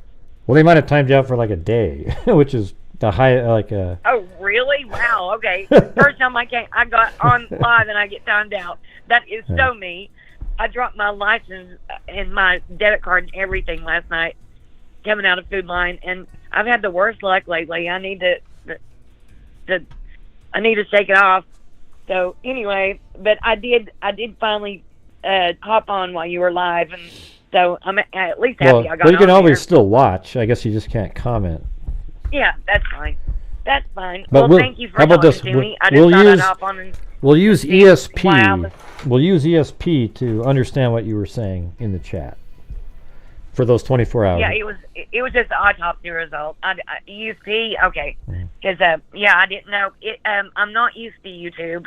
I'm kind of new to it, so I'm not sure what you can say and what you can't say. But they're very, very, they're very hard on you guys, right? I don't know. That had nothing to do with it. Somebody just accidentally, you click on somebody and they're using their cell phone and it goes, oh, and it just hits a button. So it didn't have anything to do with YouTube. No, I mean YouTube. They have very strong guidelines of what you can say and what you can't, right?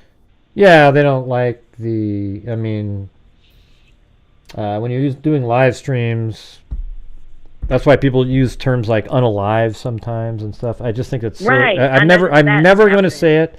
And any of the YouTubers that cave into that crap during live streams are shameful. If you put out a video, you can say stuff and they make it available for ads. So they don't. It's just sort of during live streams. It's sort of an automatic thing, I guess sometimes. And then you have to. What does YouTube do?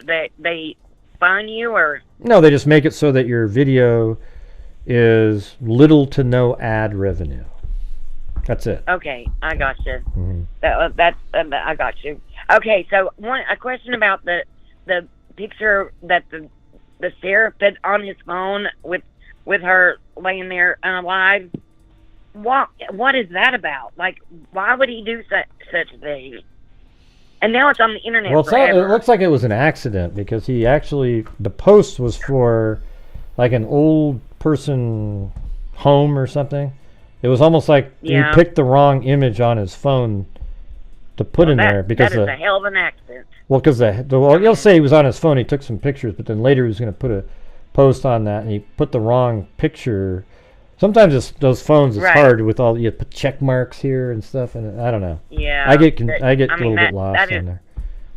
That is one hell of an accident. I mean, seriously, because it's on. A lot of people have it. I'm sure they've downloaded it, right? So now it's on the internet forever. and that would just mortify me if that was my daughter. I would have to go kick his butt. But it would suck, it is what but it just is. it's not an image that is graphic in any way, shape, or form. But just knowing it was your own kid, it would suck. Right. Yeah. Was it graphic or? No, there's nothing. There's nothing in there. There's nothing disturbing about the photo other than knowing that that's her underneath the grass there. There's nothing. Good. I mean, if anybody saw it, you go, "Oh, what's the?" Most people would say, like, "What's the fuss?" But the fuss is that it's somebody's daughter that's underneath the grass, and there's, there. Right. I mean, we've seen horrific images out there. I mean. The Abby and Libby crime scene photos were put out there, and those things are very graphic, and they're well, you wouldn't know, a different case, so don't worry about it. Oh, really? Yeah. And they were put out? Gosh, I don't. Yeah, well, they were put out there by the defense team to sell a story. Yeah. I don't understand how people can get away with that. I mean, somebody should be fired. All right. That is graphic. Well, anyways, I'm gonna get. Let me get to these other callers, but hopefully you'll be back on tomorrow. Thank you very much for talking to me. All right, thanks. Have a good one. Bye. All right, are you calling in, Darlene? Because you want to get back to the right topic. Everybody, make sure that everybody gets back onto Darlene Gallagher's topic, the one that she wants to talk about. Now go ahead, type it in. And I want you to call in and discuss the exact topic that you want to talk about. All right. Hopefully this is you. Hello. Hello? What's up, Gray? I don't know. Who's this? Scouting Dude. Oh, Scouting Dude. You had it sound a little different. What's going on? Well, first of all, when I met you, I thought you would be a little bit bigger. What do you mean bigger? What do you mean?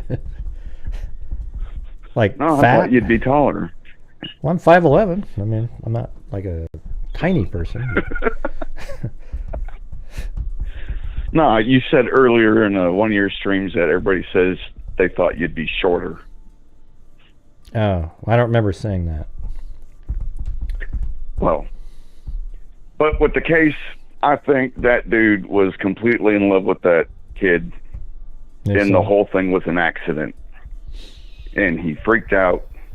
He didn't plan any of the shit. That's why he's so brokenhearted and crying and doing all that crazy shit.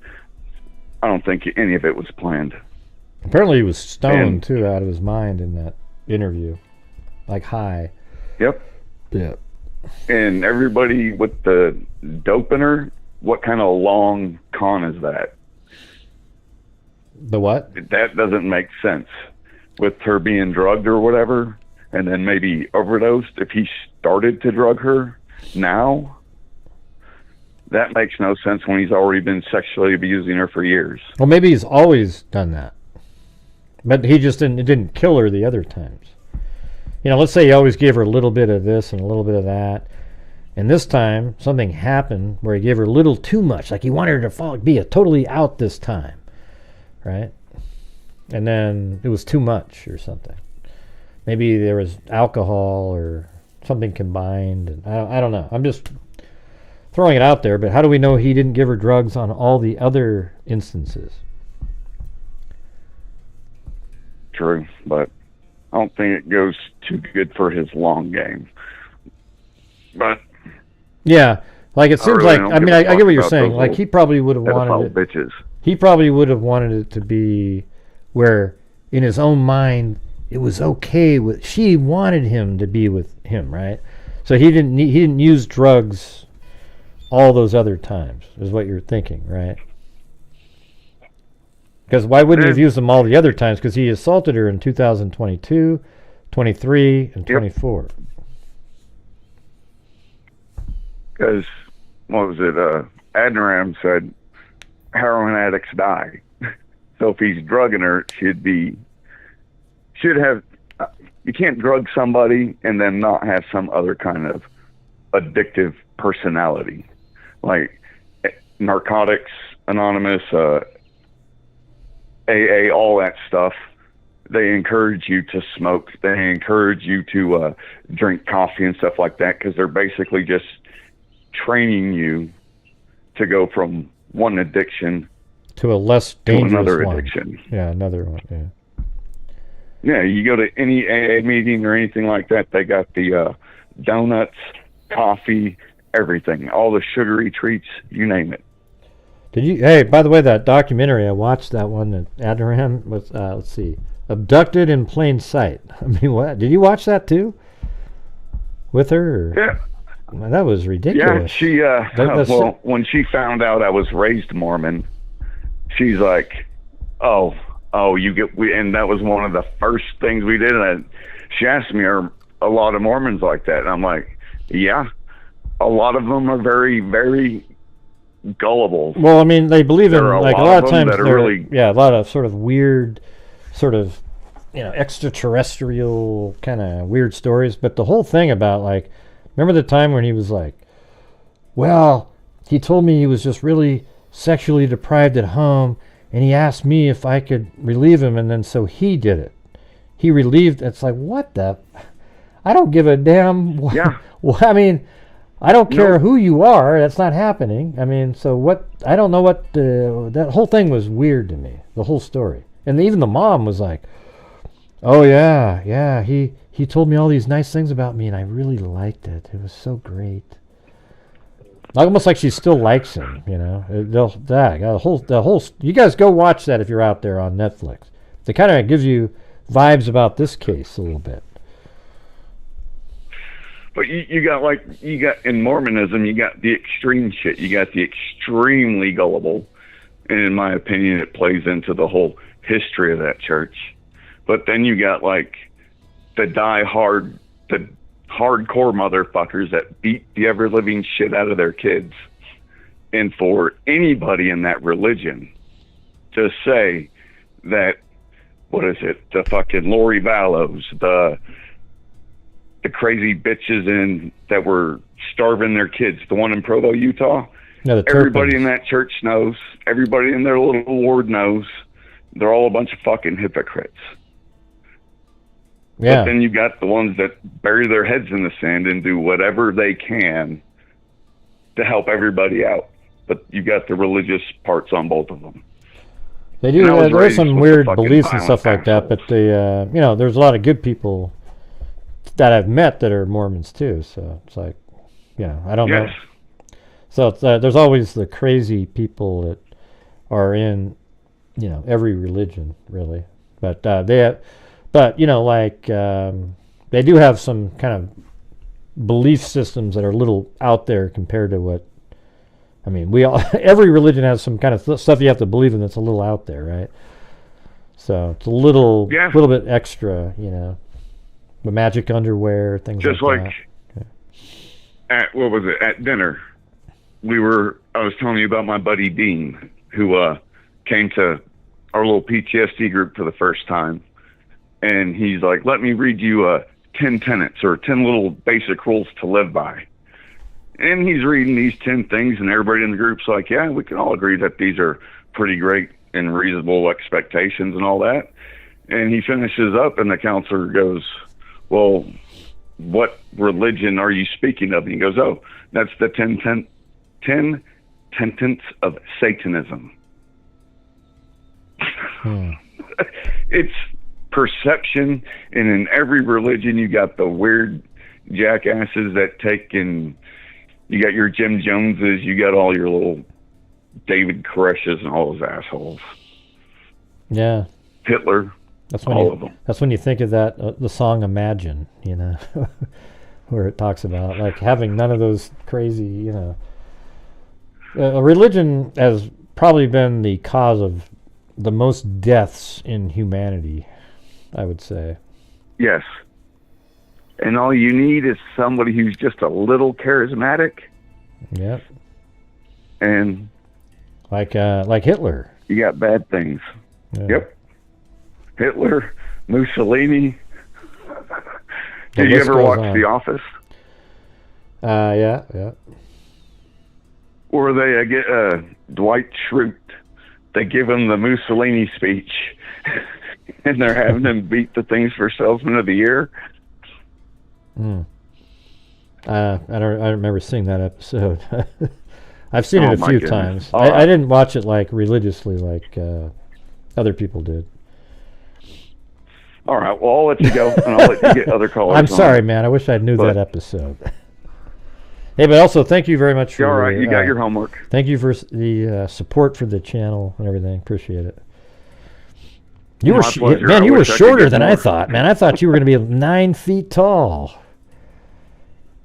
Nope, just a dude with Tourette-looking issues. No, well, I mean, when you showed up, you were shaking a little bit when you got out of the car. But then, what was it? After you had one drink, boom, everything was back to normal. Yep. Double bourbon. Double bourbon. Double bourbon. Yep. Yeah, but the shaking had nothing And to do then with the, I need a drink. It The was Dirty more. Scout Martini. Now those are good. So everybody, if you haven't had, say what's in it again. It's just regular. A Dirty Scout. Yeah, it's the green olives, Your right? favorite draft beer. Yeah, Yeah. your favorite draft beer. 3 green olives and a little bit of salt. It's so good, you guys. It will change your life. It's so good. It's crazy. It like gets rid of all the carbonation. The olives and the beer taste awesome together. Very good. I mean, if you don't go, I'll never do it. Just try it. If you like beer, I bet you'll like it. Anyways. All right.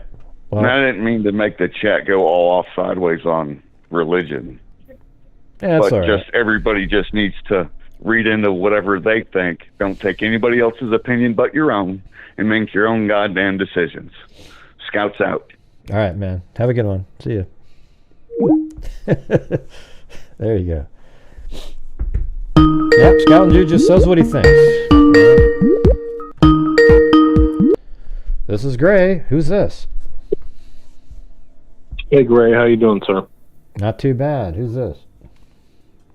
My name's Bob. Well, Well, it's not really Bob. on right? you, I'm Bob. You know, No. I just wanted to reach back out to you and appreciate what you're doing. Oh, yeah? You got any thoughts on this? Or? Well, I spoke with a local news director today. I can't give his name, Mm-hmm. but since you're an investigator, there's only like a handful here in Orlando. Okay. And what did he say? He told me that I can't really, okay, let me rewind so I can keep my Bitcoin. Okay. He didn't really tell me much. Oh, come on. Jesus. No, I'm just saying, I promise. You're an investigator. You're a professional. I at least knew to mute the YouTube so you don't have any background other than my laundry. Mm-hmm. So I'm not a rookie, but the whole point is I tried to express to this fella the drive from Venetian Bay, where I used to live in 2019, to and this, I don't like to use this word, it makes me feel like a loser, the dump site for the body, Yeah. because she's an angel. So I don't know what I'd like to learn a better terminology, but the location where the beautiful angel was found, that I guess you're pretty much showing on the right. Yeah. So if one takes a trip from Venetian Bay Mm-hmm. to Santa's house, Now, what's this Santa's It's house that St. you keep Cloud. talking about? Like, what is this place? you know, the fella who did the child porn 7 miles from where you're at right there. Yeah, Oh. in Crestwood something. Oh, okay. Yeah, like The- another the- person, another person. Yeah. I remember The there was Cox an arrest made. But why do you call it Santa's house? I can pull it up. I'm just saying, if one like you who's savvy, okay, so where you are now, Mhm. the body is east of Alligator Lake. Yeah. Correct. Yeah. And I live here. Nice fella. So a lot of people don't get the gist of the fact that it takes maybe 30 minutes to go 5 miles. So if you go to the west of where you are now, Mhm. you'll hit the south of St. Cloud, and that's where the pedophile father and son that had the pool parties, that Homeland Security arrested a fella and put him in Seminole County Jail. Mm-hmm. And folks are like, well, why is Mr. Cox in Seminole County Jail instead of Osceola County with the perp that got arrested in Kissimmee? Well, the fella Santa that likes little kids on his lap, Gray, he's charged with federal crimes, and I don't have a Pacer account. But what? So But, maybe yeah, I presume you have a. How are you so connected to this guy? How are you connected to? How do you connect him to Stephan Sterns? Well, what I'm saying is, if you put in the address at Venetian Bay, you got your map pulled up. Well, what's the address? So I'll type it in. Santa Maria Drive was the address in Kissimmee at Venetian Bay Condos, where I used to live in 2019. And the irony is I had a Lincoln MKZ when I lived there. This fella has a previous Ford. You know, Ford's a Lincoln. Yeah. You know all that. But what's the address you want me to type in? Why don't you just give it to me? Well, I'm saying if you just put in Venetian Bay where the Sotos lived. Yeah, well, it's way up here. If you put in Venetian Bay where the Sotos live, and then I can, if you give me 1 minute, I'd be happy on live time. I know I can just put in James Cox, because that's the kid that killed himself. Well, he's not a kid. But James Cox St. Cloud, and then that will populate a Smurfy blue house in St. Cloud that is recently had a dead body removed from it. You know all this. Well, I heard but that actual something. Address is in between the condo complex in Kissimmee and where the dead body is. And the fact that nobody you said, well, what did he say? And I bet everybody that's listening is like, what did he say? He told me verbatim, and I can't share. The answer was no comment from Homeland Security and the U.S. Marshal Service, which you're a smart fella. So that's about, my dad worked for the CIA, and I didn't find that out until I was 40. Okay? So the concept of I can neither confirm or deny. Right? You've heard that never. I'm sure. Yeah, so if it's I can neither confirm nor deny, so you're never really sure. You can assume, well, they would have confirmed it if it wasn't. Typically, and I don't want to pin any news organization. I'm just saying, you've got the pin there, which is body found in this area. Okay.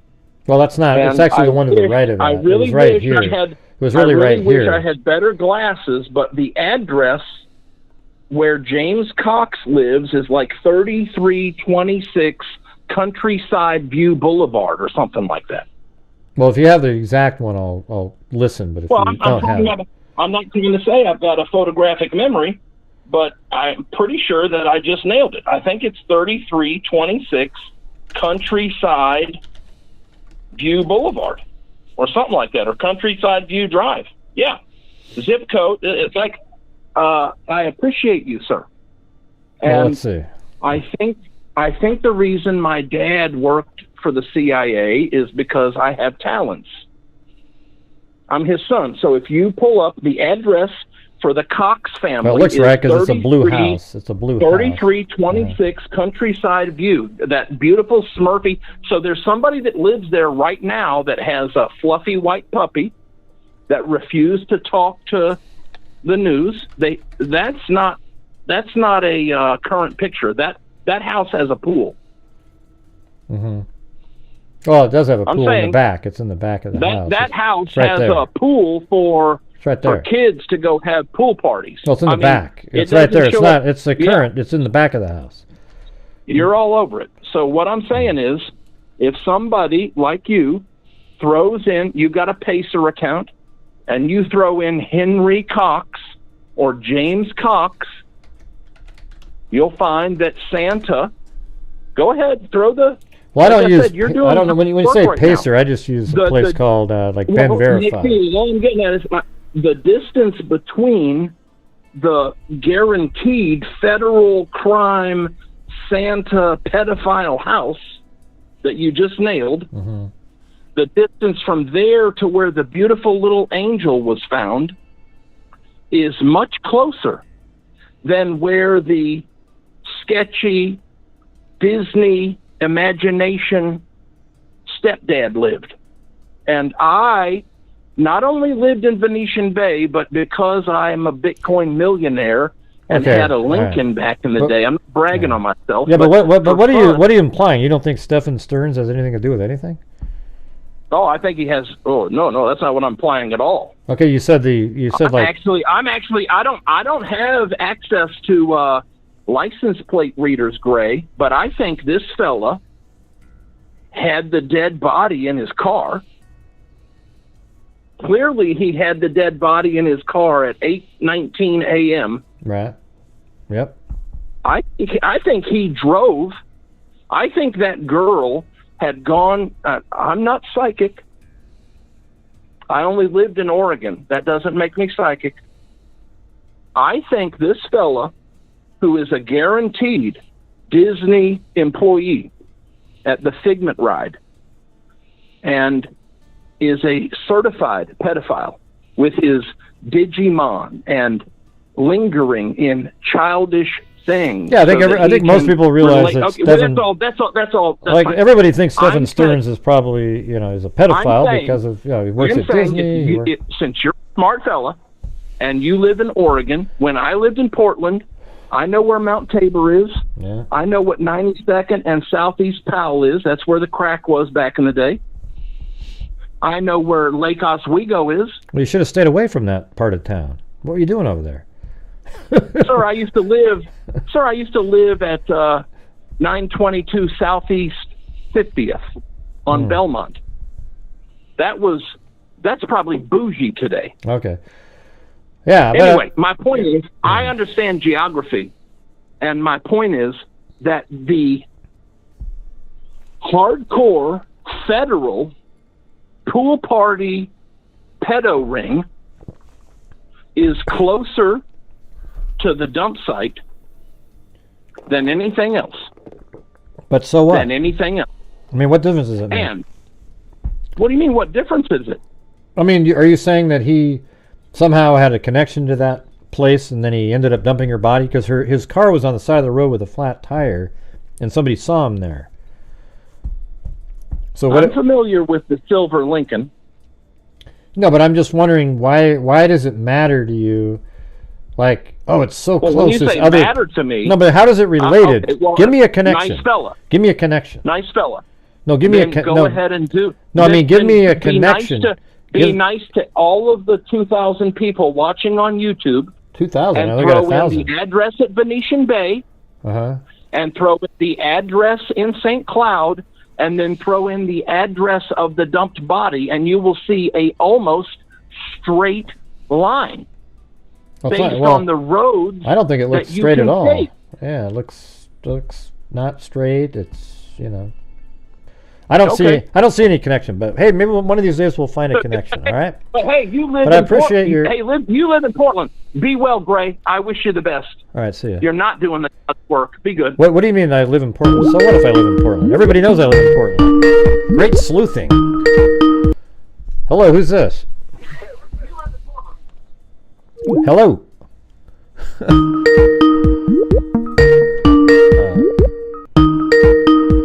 Hello.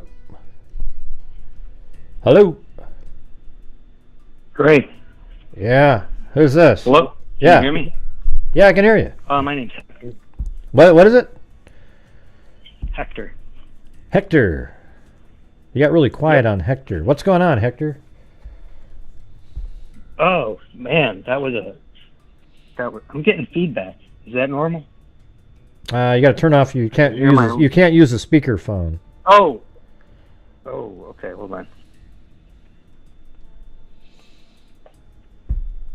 Hello?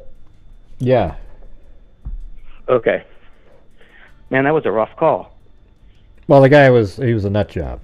Okay, that's all I can tell you. Yeah, that guy, yeah. I don't even think he was a real caller. I think he was a troll, just coming in with, didn't say a damn thing that anybody even understood or anything. So, He's trying to make it sound like he has some information. Yeah. We've got it nailed, man. Now, there's almost a straight line between the... Now, you live in Portland, right? Yeah. Like, yeah, hey, everybody. Yeah. Hey, everybody. I live in Portland, Oregon, everybody. I know you're all My sleuthy dad out worked for there. the CIA, and since I'm his son, I know. Well, my dad worked for MI6, okay? And and his wife, My dad my worked mom, for Nintendo. was in the CIA, and they had a baby called MIA, Missing in Action. It was amazing. Anyways, go ahead. Yeah. There's a straight line. Anyways, yeah. So I just wanted to call to say, like, this guy's Reddit posts are, like, just so disturbing.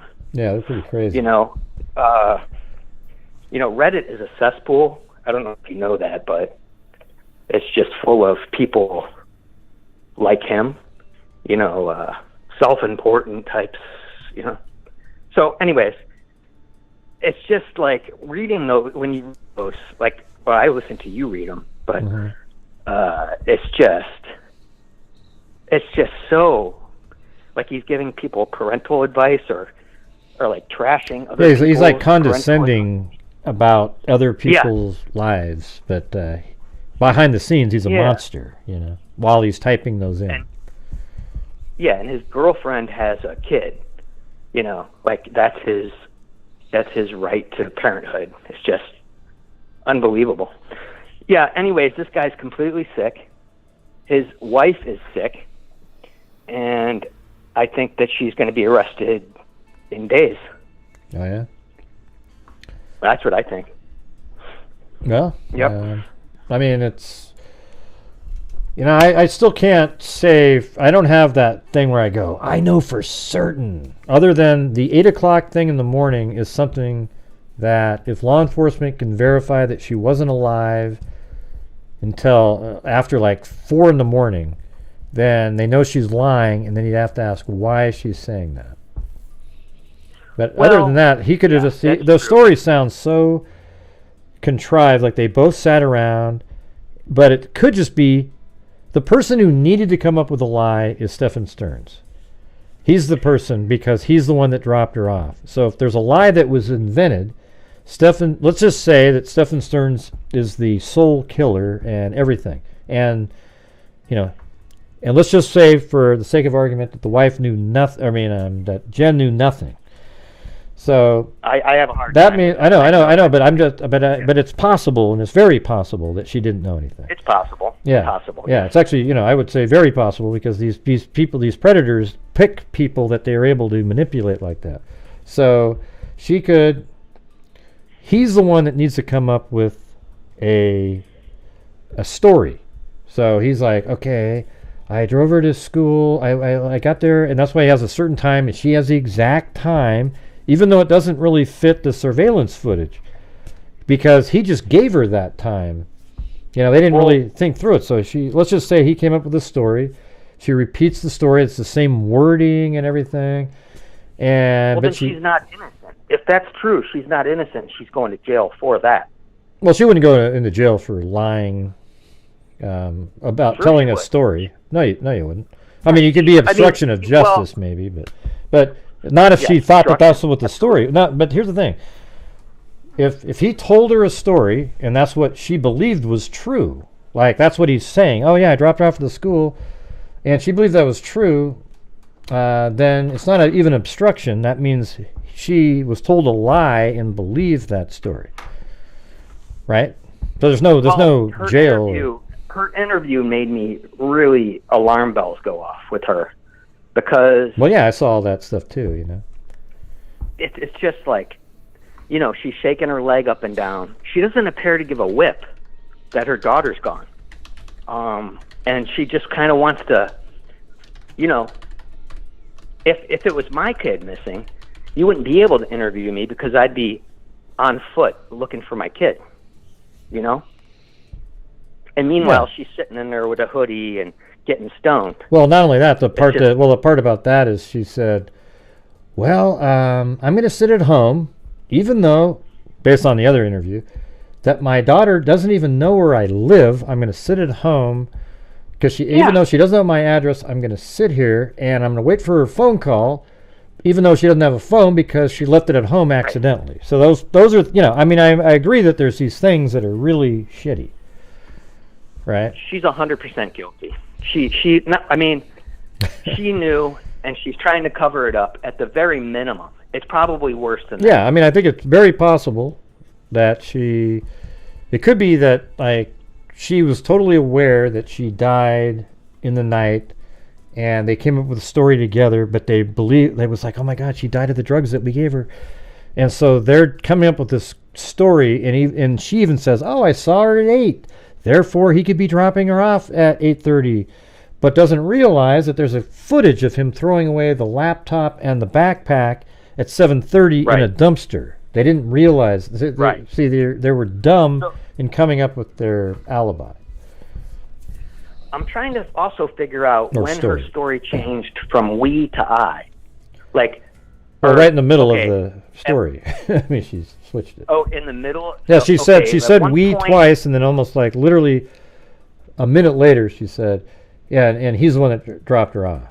So the we thing, I can't say that is absolutely like a Freudian slip or something, because I say we all the time regarding my channel. Like, I go, hey, we put out a video last week. Oh, we did a live stream last night. Well, that's different, because it really is it in a sense is a we, because you're doing it with your audience, right? Well, yeah, but you could say that with a family. It's a we too, right? A we is a family unit. But yeah, if my wife goes grocery shopping, I'm not going to say we went grocery shopping. Right, but most people don't say we put out a video yesterday. If my kid is missing, details are going to be of the utmost important, right? Mm-hmm. I want to be so specific so everyone knows everything, to the T. And even when she's describing her kid, like she just said, oh, she had a pair of pants, she just gave a very basic description. I would say, she's got brown hair, she's 5'6", she weighs 100, the whole nine. Mm-hmm. I'm going to be giving every detail about my missing kid. And all she's focused on is, can't find her. She's gone. So I guess that's it. Kind of that's all there is to it. That's what you felt? I mean, yeah, it was just kind of weird, some of the way she sounded, but she's also bipolar and on a lot of medications. So that's a thing that, who knows what those meds make her, how she thinks, or, when she was shaking on that one and the next one she's totally calm and normal. Right. Well, bipolar, I've known a few bipolar people, and that typically is going to make your mood go wacky. It doesn't make you not care about your kid. Well, it might make her seem a little bit more nonchalant, even though she still cares, right? Maybe the meds would. I could see that. Yeah. But even with the details, like giving the details and description, that was a very bad description. And even if she, I just think her mind was elsewhere, like about her mind was clearly elsewhere. Like, I think she was just nervous and scared that she's going to get caught. Mm-hmm. Yeah. Or her husband's going to get caught. Here's the thing. I've said this since the beginning. It wouldn't shock me either direction. But I can tell you this, that I've been covering, and the freaks, we call ourselves on this channel, we've been covering... I've been watching your channel for a long time. We've been covering cases for years. I got cut out. I got banned from commenting, which is okay. Well, you can send me an email and I'll unblock. People just get blocked. I'm not always the one that blocks people, but my mods block people who make comments that, Yeah, well, this was a couple years ago, and it was at a period of time when you had some really trigger-happy mods.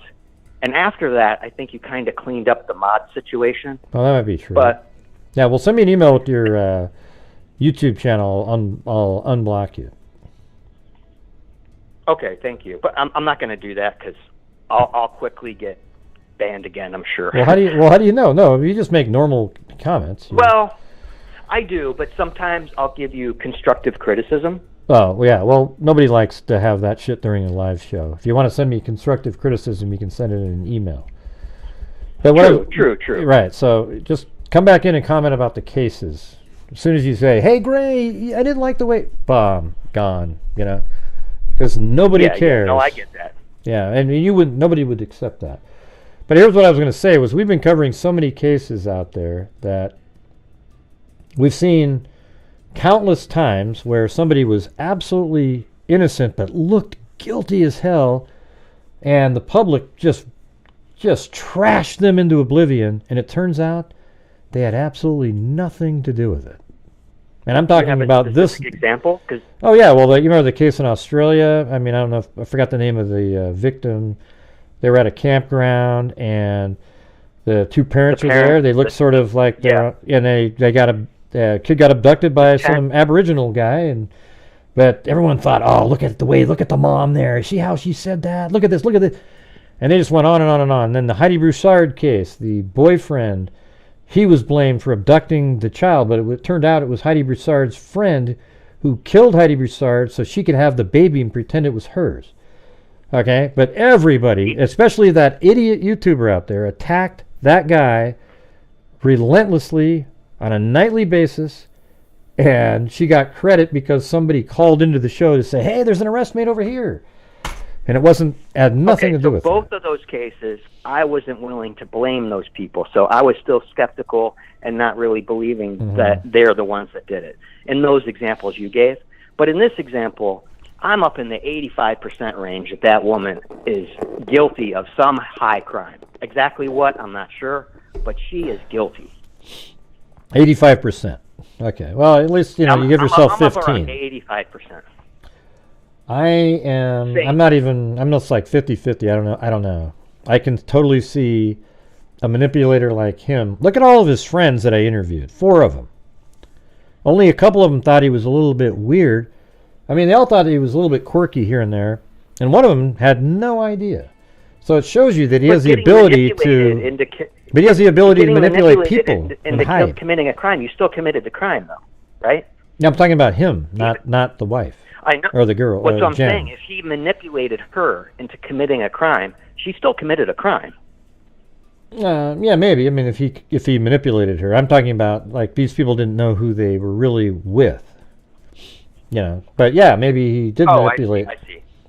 But maybe he did manipulate her into doing something that we're not aware of. I mean, the last interview, if you listen to it today, he said that Jen and Stephan had like really kinky sexual stuff going on, and he would tell him that, and then then he sort of mentioned maybe he opined that maybe there was something, maybe they involved Madeleine at some point. I mean, who knows? I mean, that's just sort of a random thought. But and I also read that she didn't like to sleep alone or something, the girl. It's all weird stuff.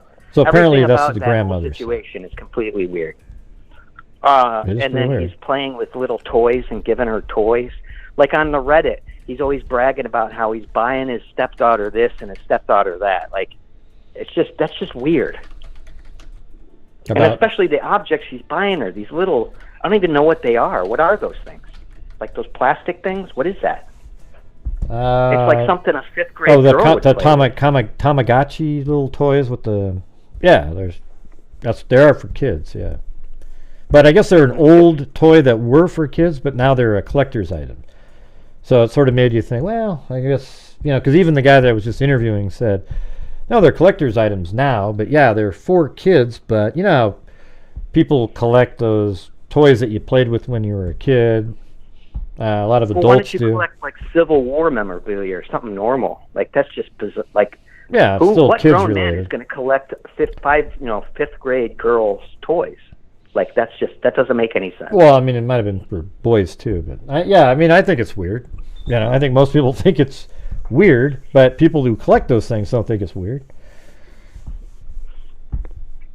Yeah, I guess so. I mean, I don't know. It's just the whole thing's adding up to. It's just one thing might not be weird, but then you add it all together, and it's like, it just makes you sick. My stomach hurts. It's just. None of it's any good. And this woman, she doesn't act right.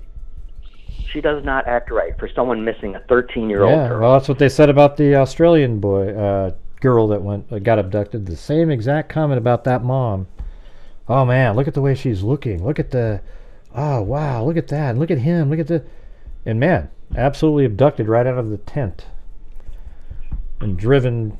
You know, it was Man, that's crazy. a good point. That is a good point. So you never know. I mean, that's the thing. You always, if you've been doing this a long time, you got to realize that even if you're absolutely sure, it still might not be. Cleo is the name. That's right. So of the kid. Yeah, there's no definitive evidence or Yet. one thing that's saying that she's involved. Like the timing, saying she saw her at 8. Could have been like 7. You said, she could have just wrong about the Yeah, time. And then there's really nothing else except for that her boyfriend's a complete weirdo, and wouldn't you know that? You know, it's just Yeah, and those other things that we were talking about, like she sat at home, but her daughter doesn't even know how to get home with an address. So why would you be sitting at home? And then also you're sitting at home, so maybe a phone call comes in, but she doesn't have a phone, and likely if she can't remember her address, isn't going to even know your damn phone number. So things like that would make you go, well, it's a little bit weird, but you know. I had another question too. How did she normally get did she normally get dropped off at the church by him, or what? Like, what was the normal routine for her? Well, no, getting they to said school? that wasn't normal. That wasn't normal to be dropped off there. And I thought it's also a little bit alarming that the mom says Well, I'm trying to figure out what was normal. that it was normal to What leave the was phone. Like she left the phone at home. It wasn't unusual for her to accidentally leave the phone at home. That's a little Yeah, I don't buy alarming that either. too. So, I you know, don't there's buy things like that make you kind of wonder. Well, do you know what the normal routine was? I know that him dropping Probably her drop her off at wasn't school. Huh? Probably just drop her off at the school. You know, I mean, it's a quarter mile Like who? away. It's Like, ridiculous. Would the boyfriend do that, or would the who? No, who the drove her? mom normally drove her to school. Apparently, she was just tired from working the night before or something like that. I mean, I was reading what the grandmother said. Let me see if I can see that again. Where is that? Yeah, it's just, I don't know. My stomach hurts from this whole thing. Just seeing this guy and this woman letting her daughter get just violated like that. It's just nauseating. Well, it says my daughter worked late Sunday night. That was the night of the birthday party, and then woke up very tired. So she told him to pick her up. So maybe when she woke up, she saw her getting ready, and then told him to pick her up. So I don't really understand the pick her up part. I mean, where was he staying when they keep saying? I mean, wasn't he there at the house, or like what was going on? Right. There? You know, they keep saying this. Yeah. He picked her up, but wouldn't he be at the house and he would just drive her to school, right? Well, I thought she said she went to pick her up and she wasn't there. No, that was later in the afternoon. No, he's talking about. That's why it's confusing, because look at it. It says my daughter worked late Sunday. That's referring to Jen. This is Jen's mom, and woke up, Jen's and mom, she woke up very tired. So she told Stephan to pick her up, and so that's weird. Like, where was Stephan to have to go drive to their residence to pick her up, to then take her to school and then drop her off at the church? You know, that part I have no idea what they're referring to. Where the hell was he? Stephan, I thought, would be staying at the house with her. I mean, you know, like so there'd be no reason for him to go pick her up. It would just be, hey, can you take her to school? And this guy doesn't have a job? Like, what kind of people are these? Well, what is he doing? I don't know what he does now, but he worked at Disney. They claim he didn't, but he was probably so here's how Disney would get away with it, by saying he works for XYZ greeting company, and then Disney hires XYZ so he can pretend he's a contract employee, and then Disney says, well, we never hired him. He did work for a contracting, they won't fill in the rest of the sentence, though. Well, I don't blame Disney for disassociating with a pedophile. They've had issues with that the last several years. Yeah. There's been a string of pedos that. Well, Disney's a perfect place for them to work, but eventually they'll be shamed into not letting them work there, because society will say, well, they're born that way too, everybody. So we can't really judge them. As long as they're not acting on their desires, we have to have them.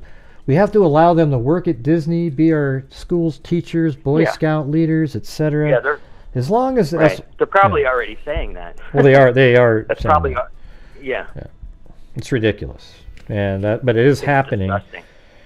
Sadly, I would advocate for the death penalty for pedophiles. Absolutely, 100%. Well, I would agree once, but here's the thing. That's where I would say sort of what they're saying. I would agree for that if they acted out on it. However, if you are one and you come out with people knowing it, you should not be allowed to work at schools. You should not be put in any position where you're around little kids. It's just bull crap, okay? Well, I don't think too many of them walk around and say, I'm a pedophile, but I've right. never done anything. But they want it to be the point. That doesn't happen. But they want to make it so that they're free to say that they are. It's so stupid. Well, who the hell would ever admit that, though? It's ridiculous, you know? Yeah, no one's going to admit that. They want to. Like, they want it to. They're trying to normalize it. Right, exactly.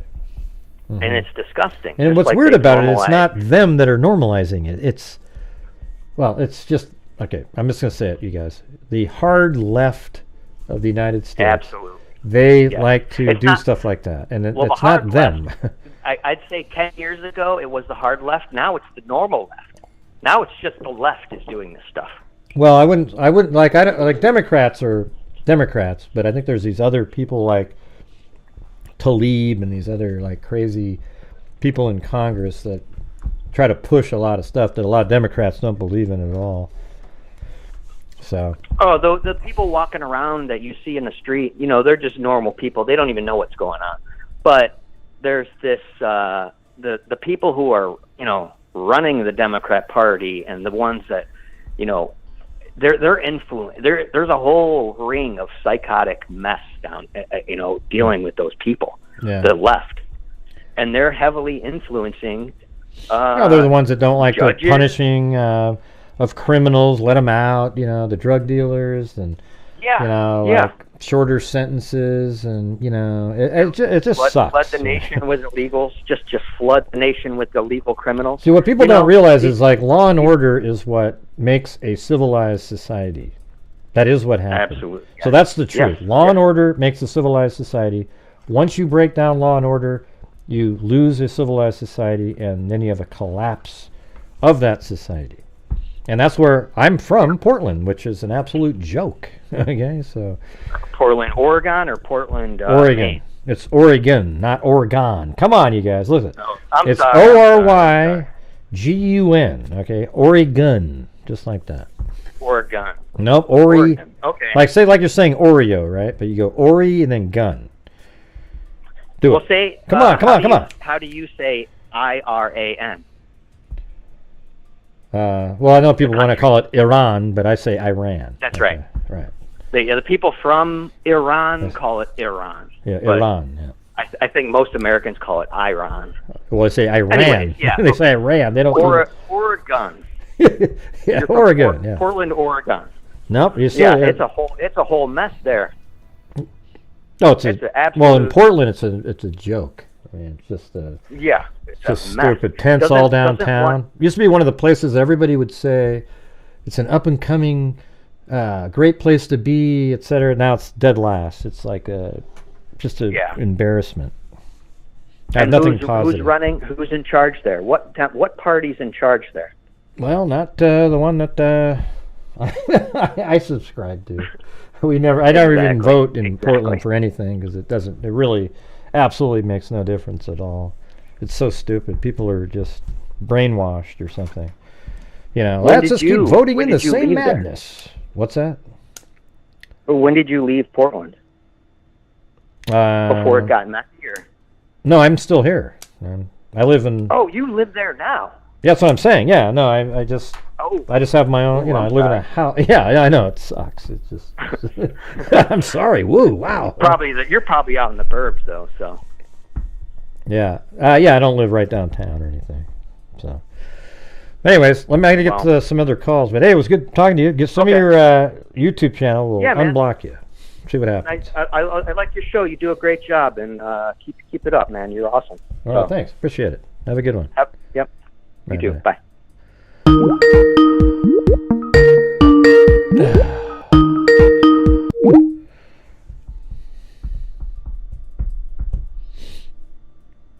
Yeah, Oregon is a beautiful state. And most every bit of the state is conservative except Eugene and Portland.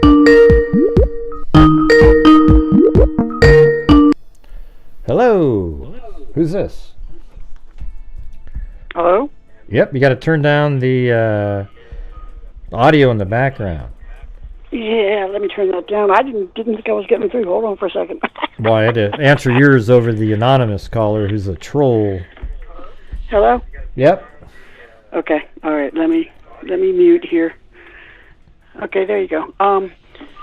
So Gray, I've been watching your show for the last couple of days, and I really appreciate the fact that you've picked on some good points, and one of them is that, you know, we do live in America where people are innocent until proven guilty, and with this mother bit, you know, I think she's a little quirky myself, but even the police have said that she's not a suspect, so to speak. So, you know, I think everybody needs to lighten up a little bit. But on the other end, one of the things I've noticed is how good you've been at presenting some of the information that's been available. And I really appreciated the way that you found the crime scene was one of them. But one of the other things that got me was something, I don't know whether you said it yesterday or the day before that, was that you thought that this might not have been deliberate so much as that it might have been an accident. Yeah, or something not necessarily like we tried to kill her, but they're still responsible. I mean, like if you give somebody drugs, and that's still going to be a felony murder, right? Because you gave a child drugs, you know, that's probably a felony of some sort, and then there was a death in that. But well, I'm not even sure that if she took it intentionally. I go back. I'm going to go back to my history a little bit and give you a little bit of fill in on where I'm coming from here. Back in 1972, this exact same thing happened to me with a 21-year-old, and I was 12. Mm-hmm. And they had convinced me that this is what adults did. Okay, was that they had sex with each other because they were in love with each other. Ah. When I tried to bring that up to the public or to individuals around me, basically this was a very manipulative person that I was dealing with.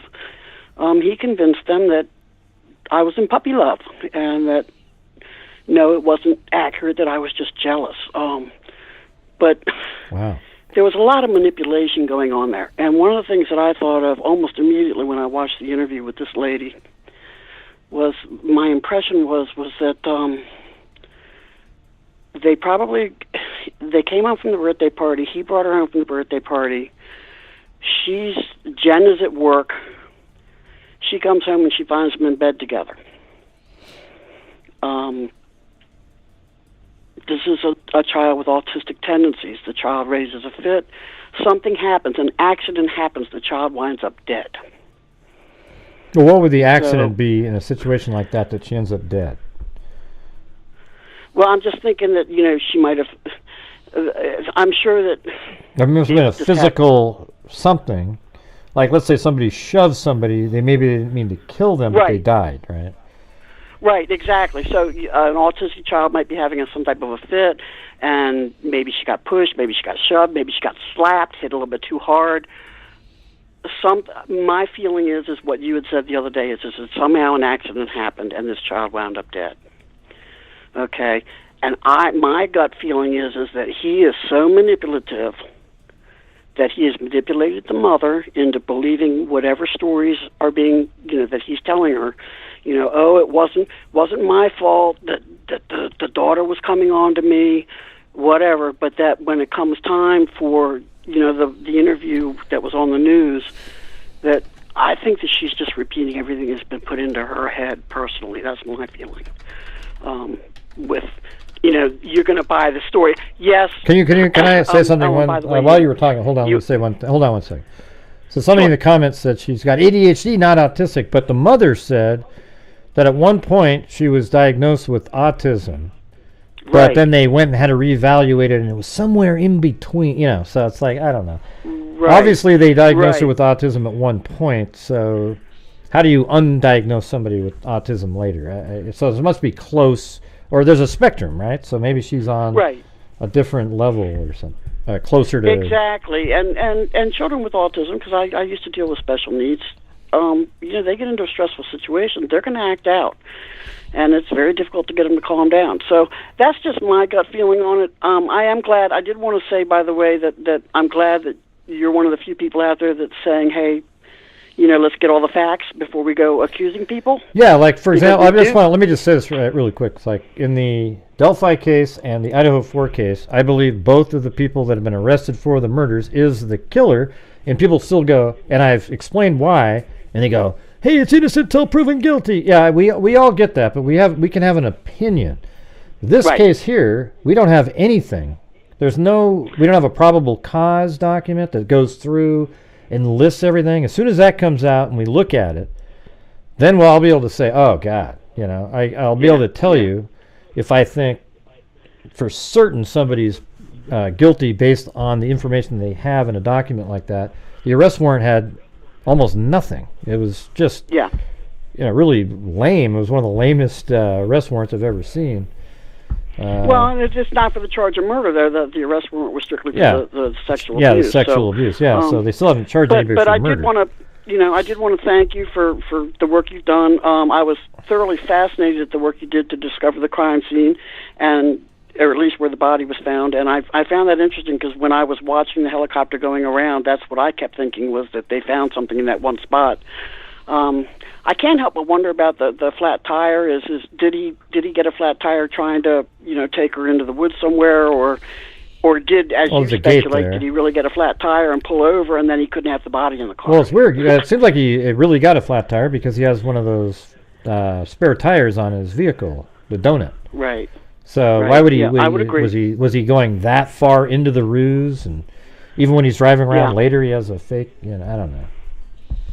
Well, I do find your work to be very fascinating. I do ask thanks. one thing, though, is the last caller, at the end of it, you guys got into a little bit of politics. I'm a liberal Democrat, so please don't take it out on me. Yeah. But, That's okay. Not all of us liberal Democrats are out to destroy the world. Let's put it that way, okay? Let's get those stronger borders, though. Come on.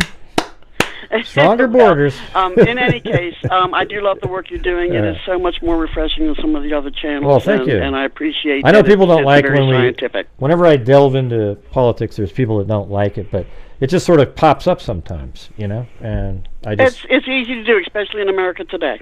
That's true. That's absolutely true. Well, thank you for noticing. I do, like, for example, when I show the crime scene, that's how I do. The freaks that have been watching my channel for years.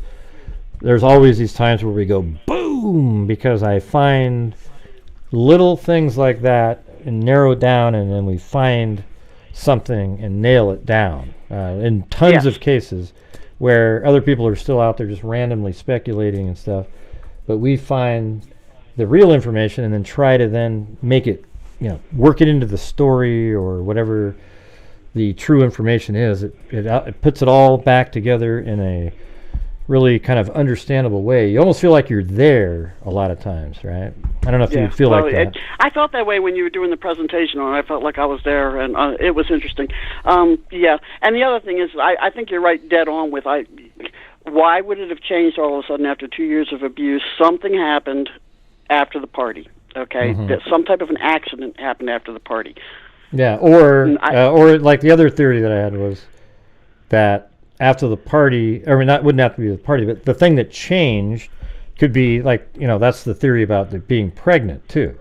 Like if he found out she was pregnant. So that's just a theory. There's no evidence whatsoever pointing to that. Although people point at like what she looks like in the picture, but we don't know what she normally looks like.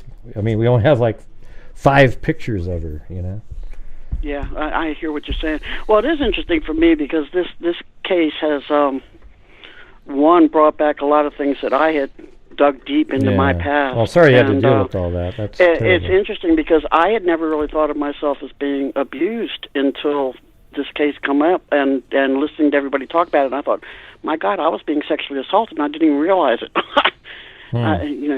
Didn't even realize it because of the manipulation that was being done by the person doing it.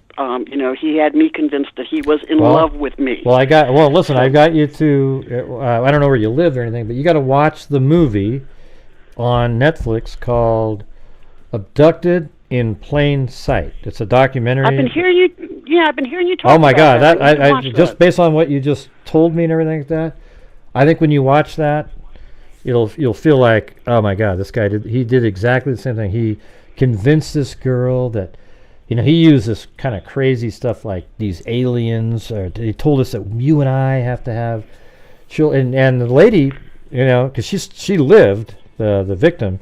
But she described later how she really actually loved this person. She felt the same love for him as she has for anybody else, but it was all just this bull crap. I mean, you gotta go watch it. I mean, it's okay. I definitely will do that. I mean, I think it'll be interesting for you. Well, thank you very much for your time, and I appreciate you listening. Well, thanks for calling in, and thanks for the kind words, and we'll try to lower down some of the politics stuff. Please do, because not all liberals, Democrats are out to destroy the world. Okay, some of us actually would like to make things better. Okay, all right, have a good one. All right, I'll talk to you later. Bye. Bye. Yeah, I guess that's where the thing is like, how do we know? I mean, I think the way of making it better is different.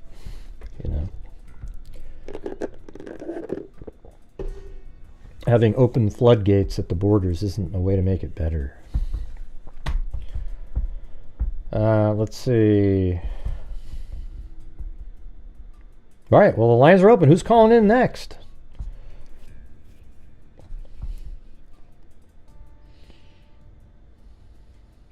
Because no one... You seem, hey, my life, you seem like you have a problem, almost mentally. You're always typing in really strange comments. Are you okay, or?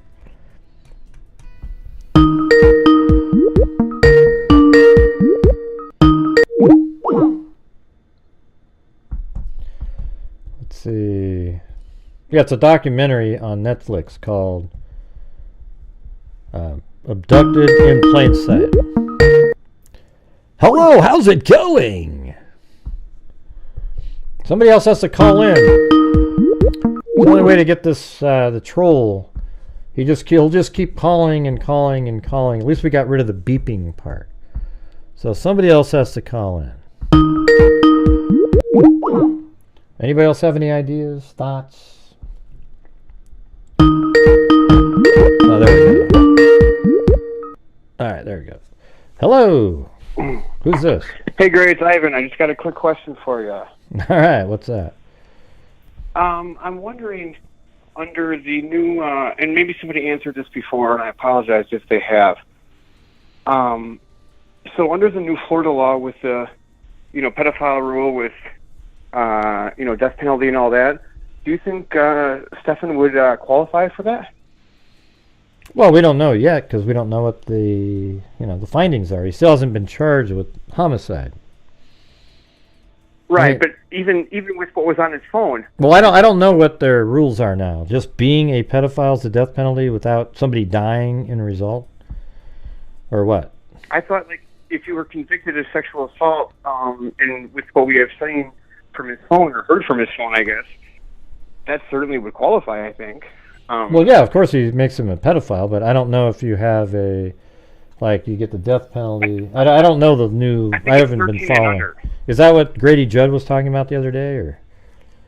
Yeah, I think it's 13 and under. That's the new law, or 12 or 13, something like that. And but yeah, I just wondered if anybody in Florida had any insight if that would qualify.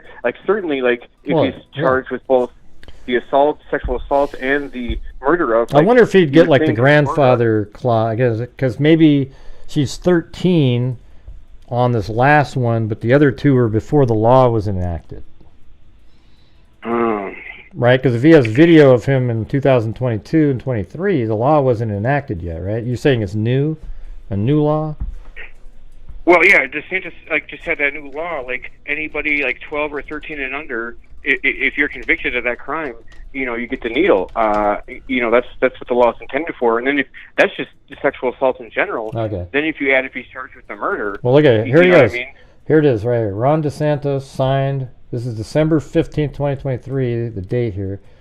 Signed into law a measure allowing the death penalty for those convicted of sexually battering children under the age of 12. Oh, okay. Wow, so he might just get lucky where maybe that's why he waited till she was 13.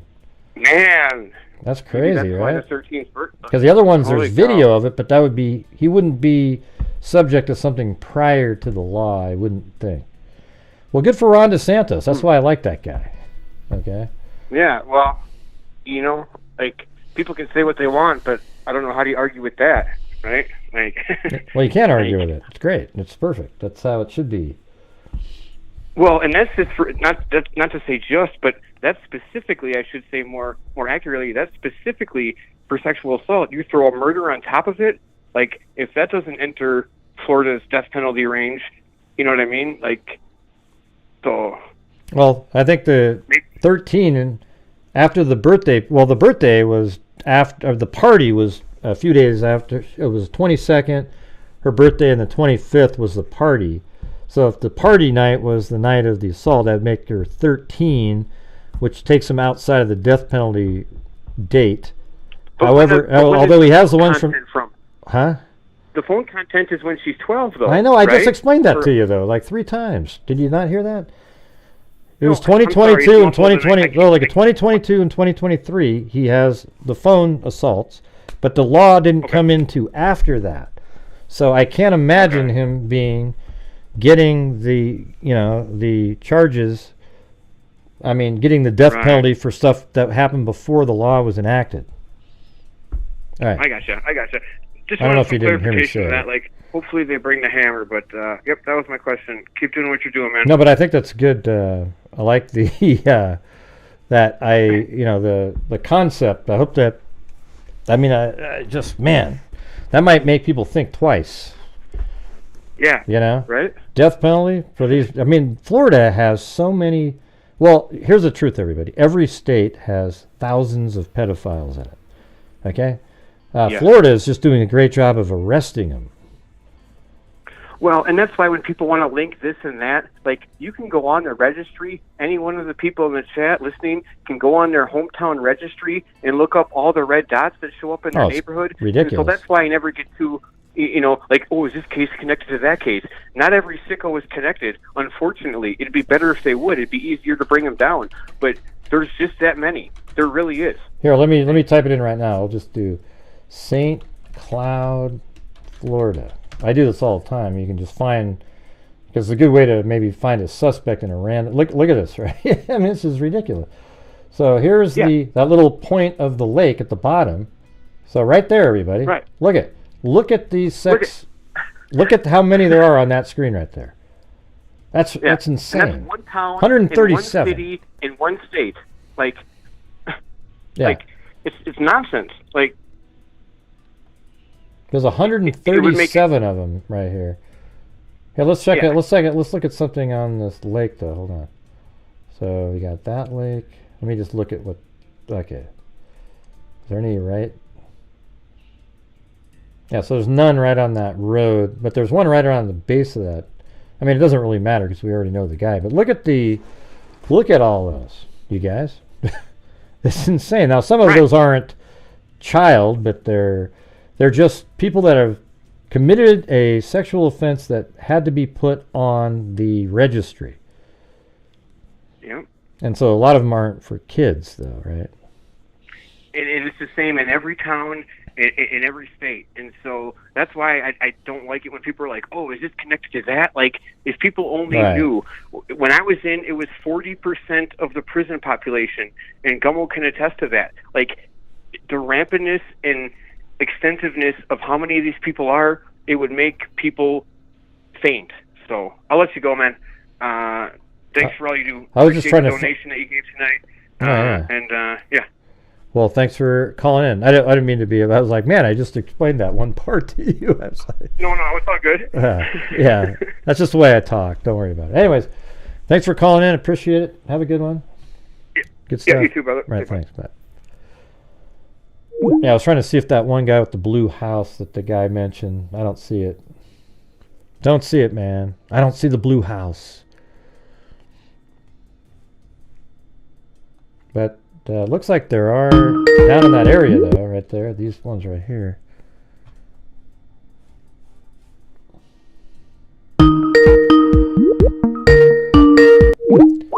Okay, is anybody calling in? Put a yes if you're calling in, because if you're not, I'm gonna get rid of this.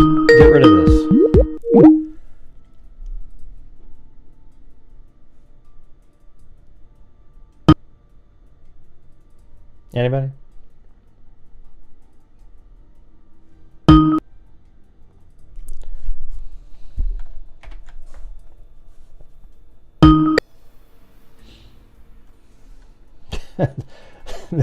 Now they're hanging up before I can hang up the call. Jesus, what a loser.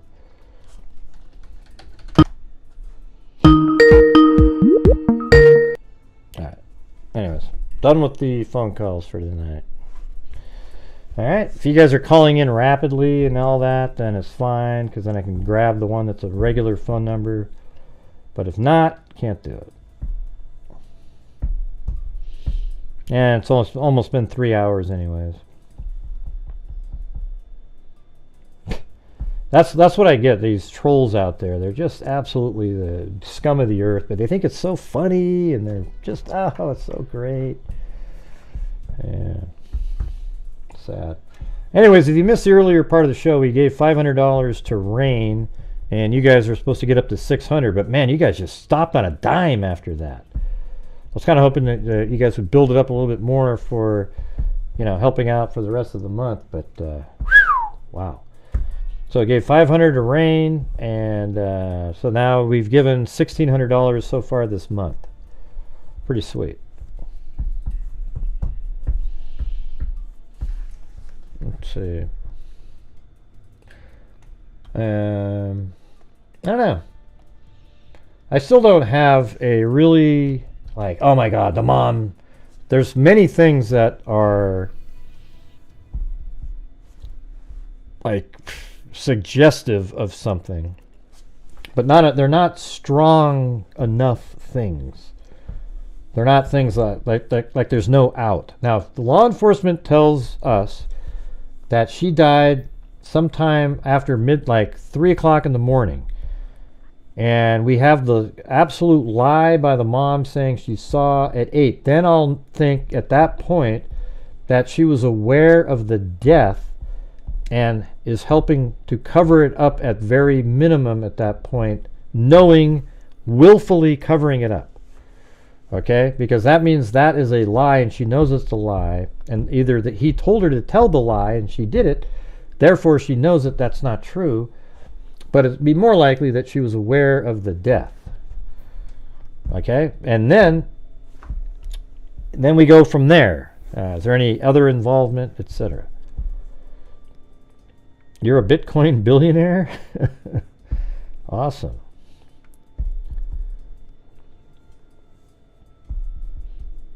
Yeah, so I'm not saying, I don't think that, I don't know yet. The 8 o'clock thing throws a little bit more coins into the bucket of her knowing something. Just merely saying that she saw her at 8 in the morning, because we already know that at 7:30, Stephan is throwing stuff into the dumpster, but that could mean that she just had the time wrong since she said around 8. She might not remember exactly. I mean, most people aren't looking at a clock. They just wake up. I gotta go back to sleep.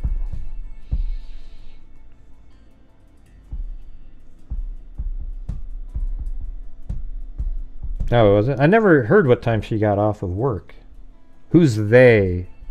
When you say, I thought they said she worked until 1 a.m.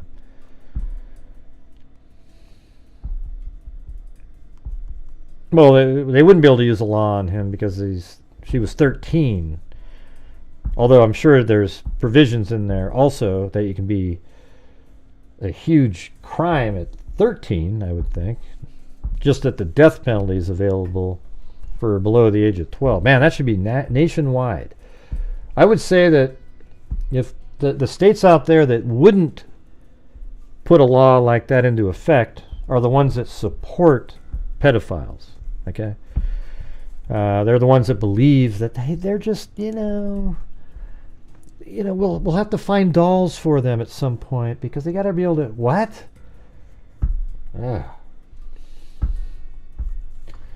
Yeah, that's actually something that they're talking about. It feels gross even trying to figure out this stuff. It's just, it's not great. It's terrible. Yeah, it went into effect December. So, of course, this is after December. I already read the time that went into effect, Cindy. I said that right on the air if you were paying attention. Let's see. Although, maybe that was the date of the article. Ron DeSantis.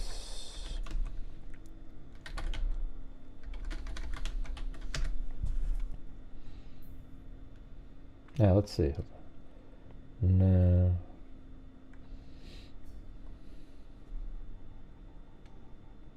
Oh, okay.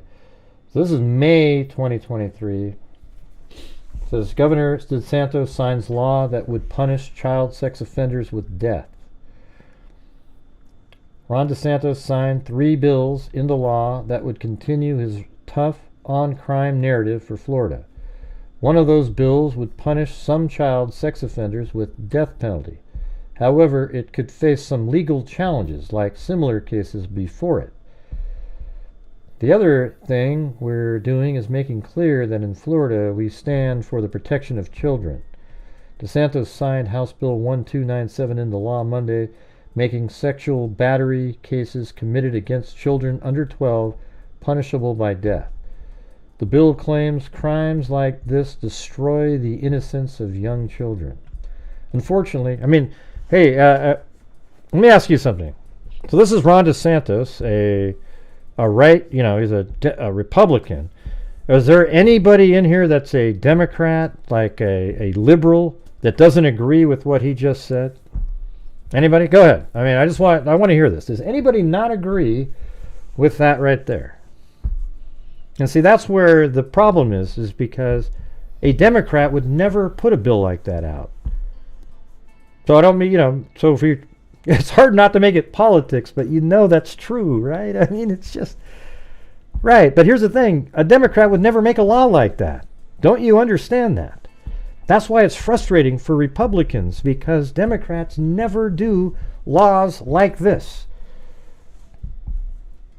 Don't you get it? It's very, very frustrating for us. And you guys always say, like the caller, hey, we're not all like this. We all want, but you're the people you vote in never do this, ever. And that's why it sucks for the rest of us. And that's why, here, I'll tell you what really sucks. It's like, let's say you live you're in Florida, and you got all these Democrats moving to Florida because they can't stand the laws and everything in California. So they move over to Florida. But guess who they vote for, everybody? The same idiots that they voted for when they lived in California. It sucks. It's unbelievable. It's like a pack of locusts going around the country implementing stuff that doesn't work. Right. So what I just said is true. There isn't a Democrat in the country who would sign a bill like that. And so if you want bills like that, guess what you'll have to do? You might have to vote for somebody that isn't in the party that you always support. It's weird, I know. It's weird. But law and order is the key to a civil society. Do not defund the police. Put more police in there. Give them better training, better equipment, and don't have them have one hand behind their back. We need to get stuff done and get this shit back to normal again. It's ridiculous. All right, everybody, that's it for me tonight. Sorry if it offended anybody, but I'm really not sorry at all. If it offends you, that means you're wrong, not me.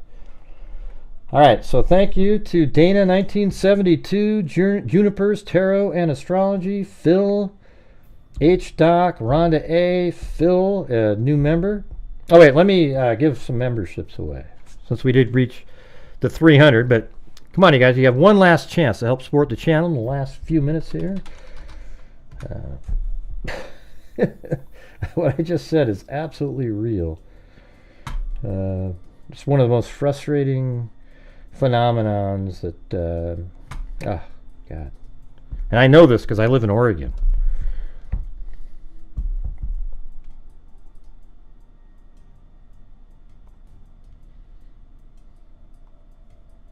I'm just trying to find my live stream on the internet. Man, I'm even having a hard time finding it. When it's time for... Because that's the only way I can go out and do the membership gifting. Who else is going to get some memberships for people? Come on, you guys. Get some memberships to add more freaks. I'll do 5. Who else is doing some? Here we go. Hey, thank you, Nona617.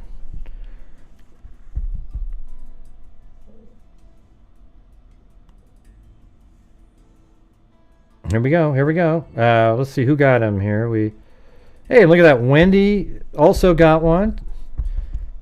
So she gave one to Jane Says, and then I gave to Sonia, Kristen, Wanda, Janes, and Christine. There we go.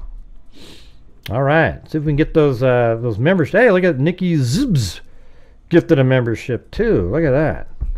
I'm never really sure how to say that last name, but I just say Zibs.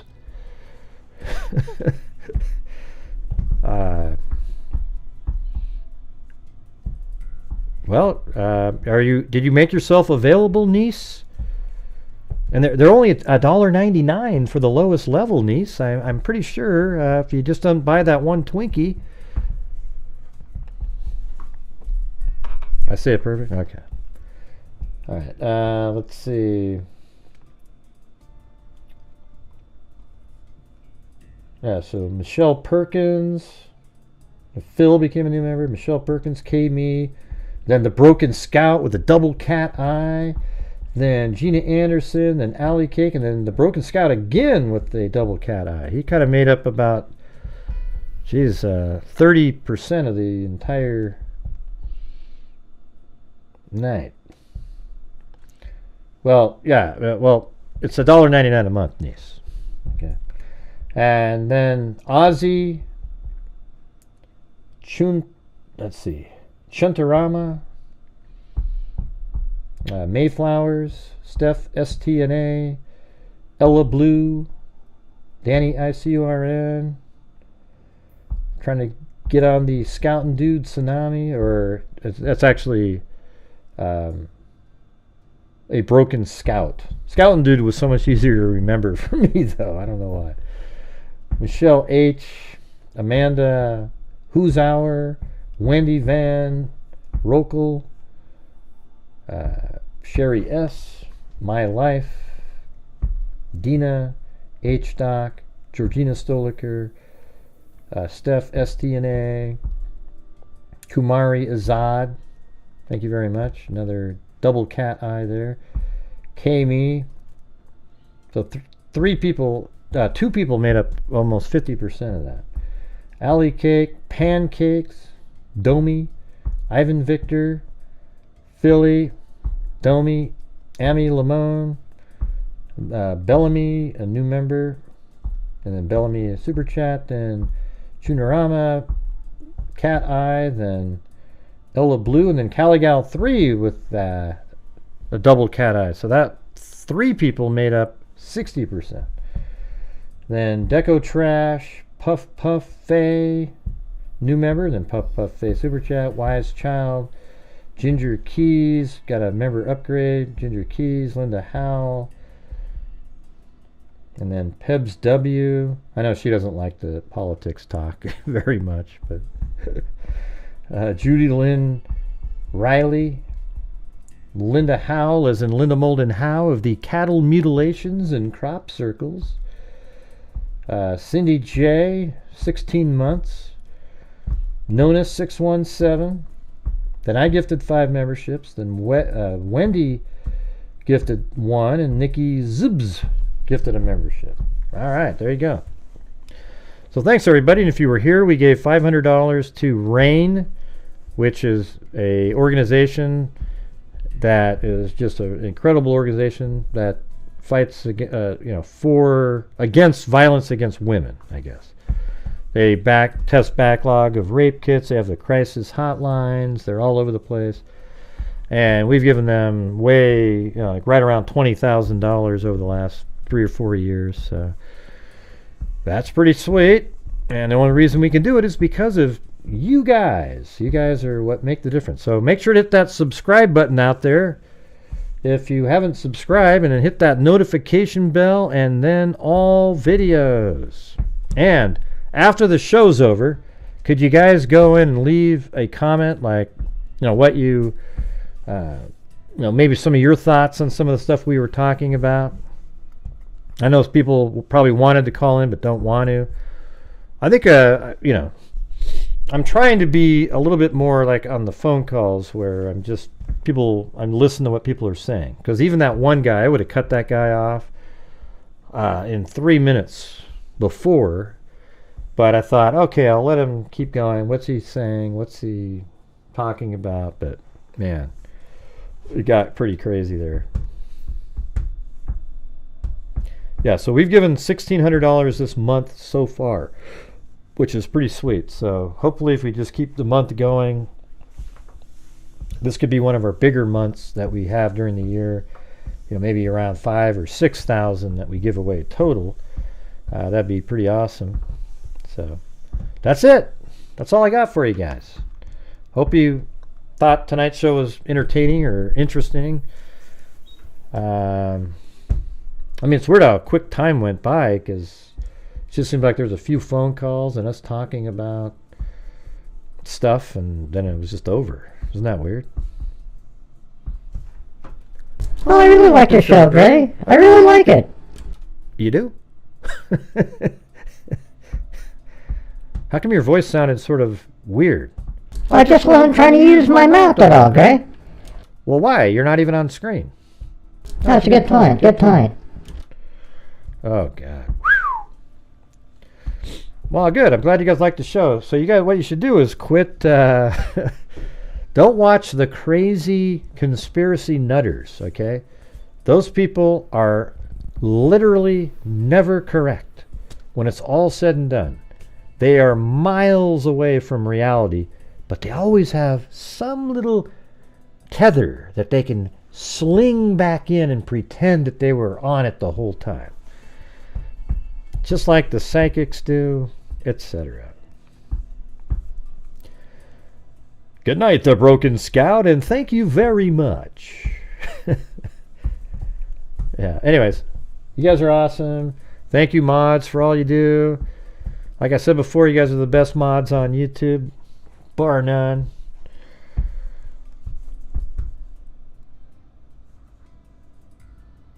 And thank you. Yeah. Anyways, we'll see you guys tomorrow.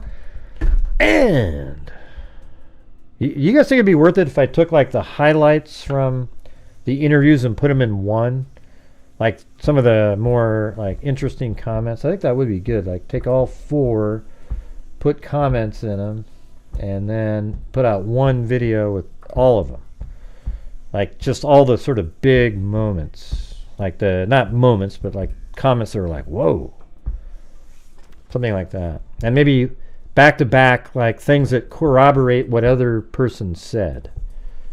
What another person said. We'll see if I can do it. Alright. Well, we'll see you guys tomorrow. And as I always say, until next time, be safe out there. And a 1 and a 2 and a 3. Oh, look at it. I got my own this screen. Look at it. I got it set up now with the little outline. I probably need to shave a little bit, though. It looks like it's kind of... Good night, everybody. Doing this true crime thing for quite a while now. And during this whole time, I have not seen one person that is a crime dissector, plug rejector. I'm a certified human lie detector. Gonna get ya on a stretcher if you try and play me like an old projector.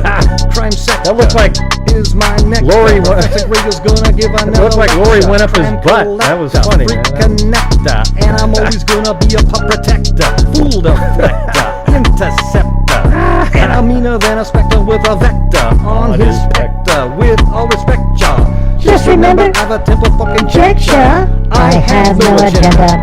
I know agenda. And I'll serve it to you straight without the blender. And in the end, I'm gonna send ya on a mission to reveal the true offender. Yeah, so I'll just get right back to work. All right, everybody? Talk to you. Good night, everybody. Jay. Wow, that was perfect, Mary Lou. What was? The way you said goodnight, everybody, G. What do you mean, Gray? Oh, God. Couldn't you just say thank you and we move forward? Man. Always has to be something. Gray, I really think she did it, though. You know what I mean? I really think she did it. I think you're a lunatic, Mary Lou. You have no idea what the hell you're talking about. You haven't been following the case. Well, that's true, Gray, but everybody else was saying it, so I thought I'd say it, too. Oh, God. All right. Good night, Mary Lou. What do you mean, Gray? Why can't I say what I want to say?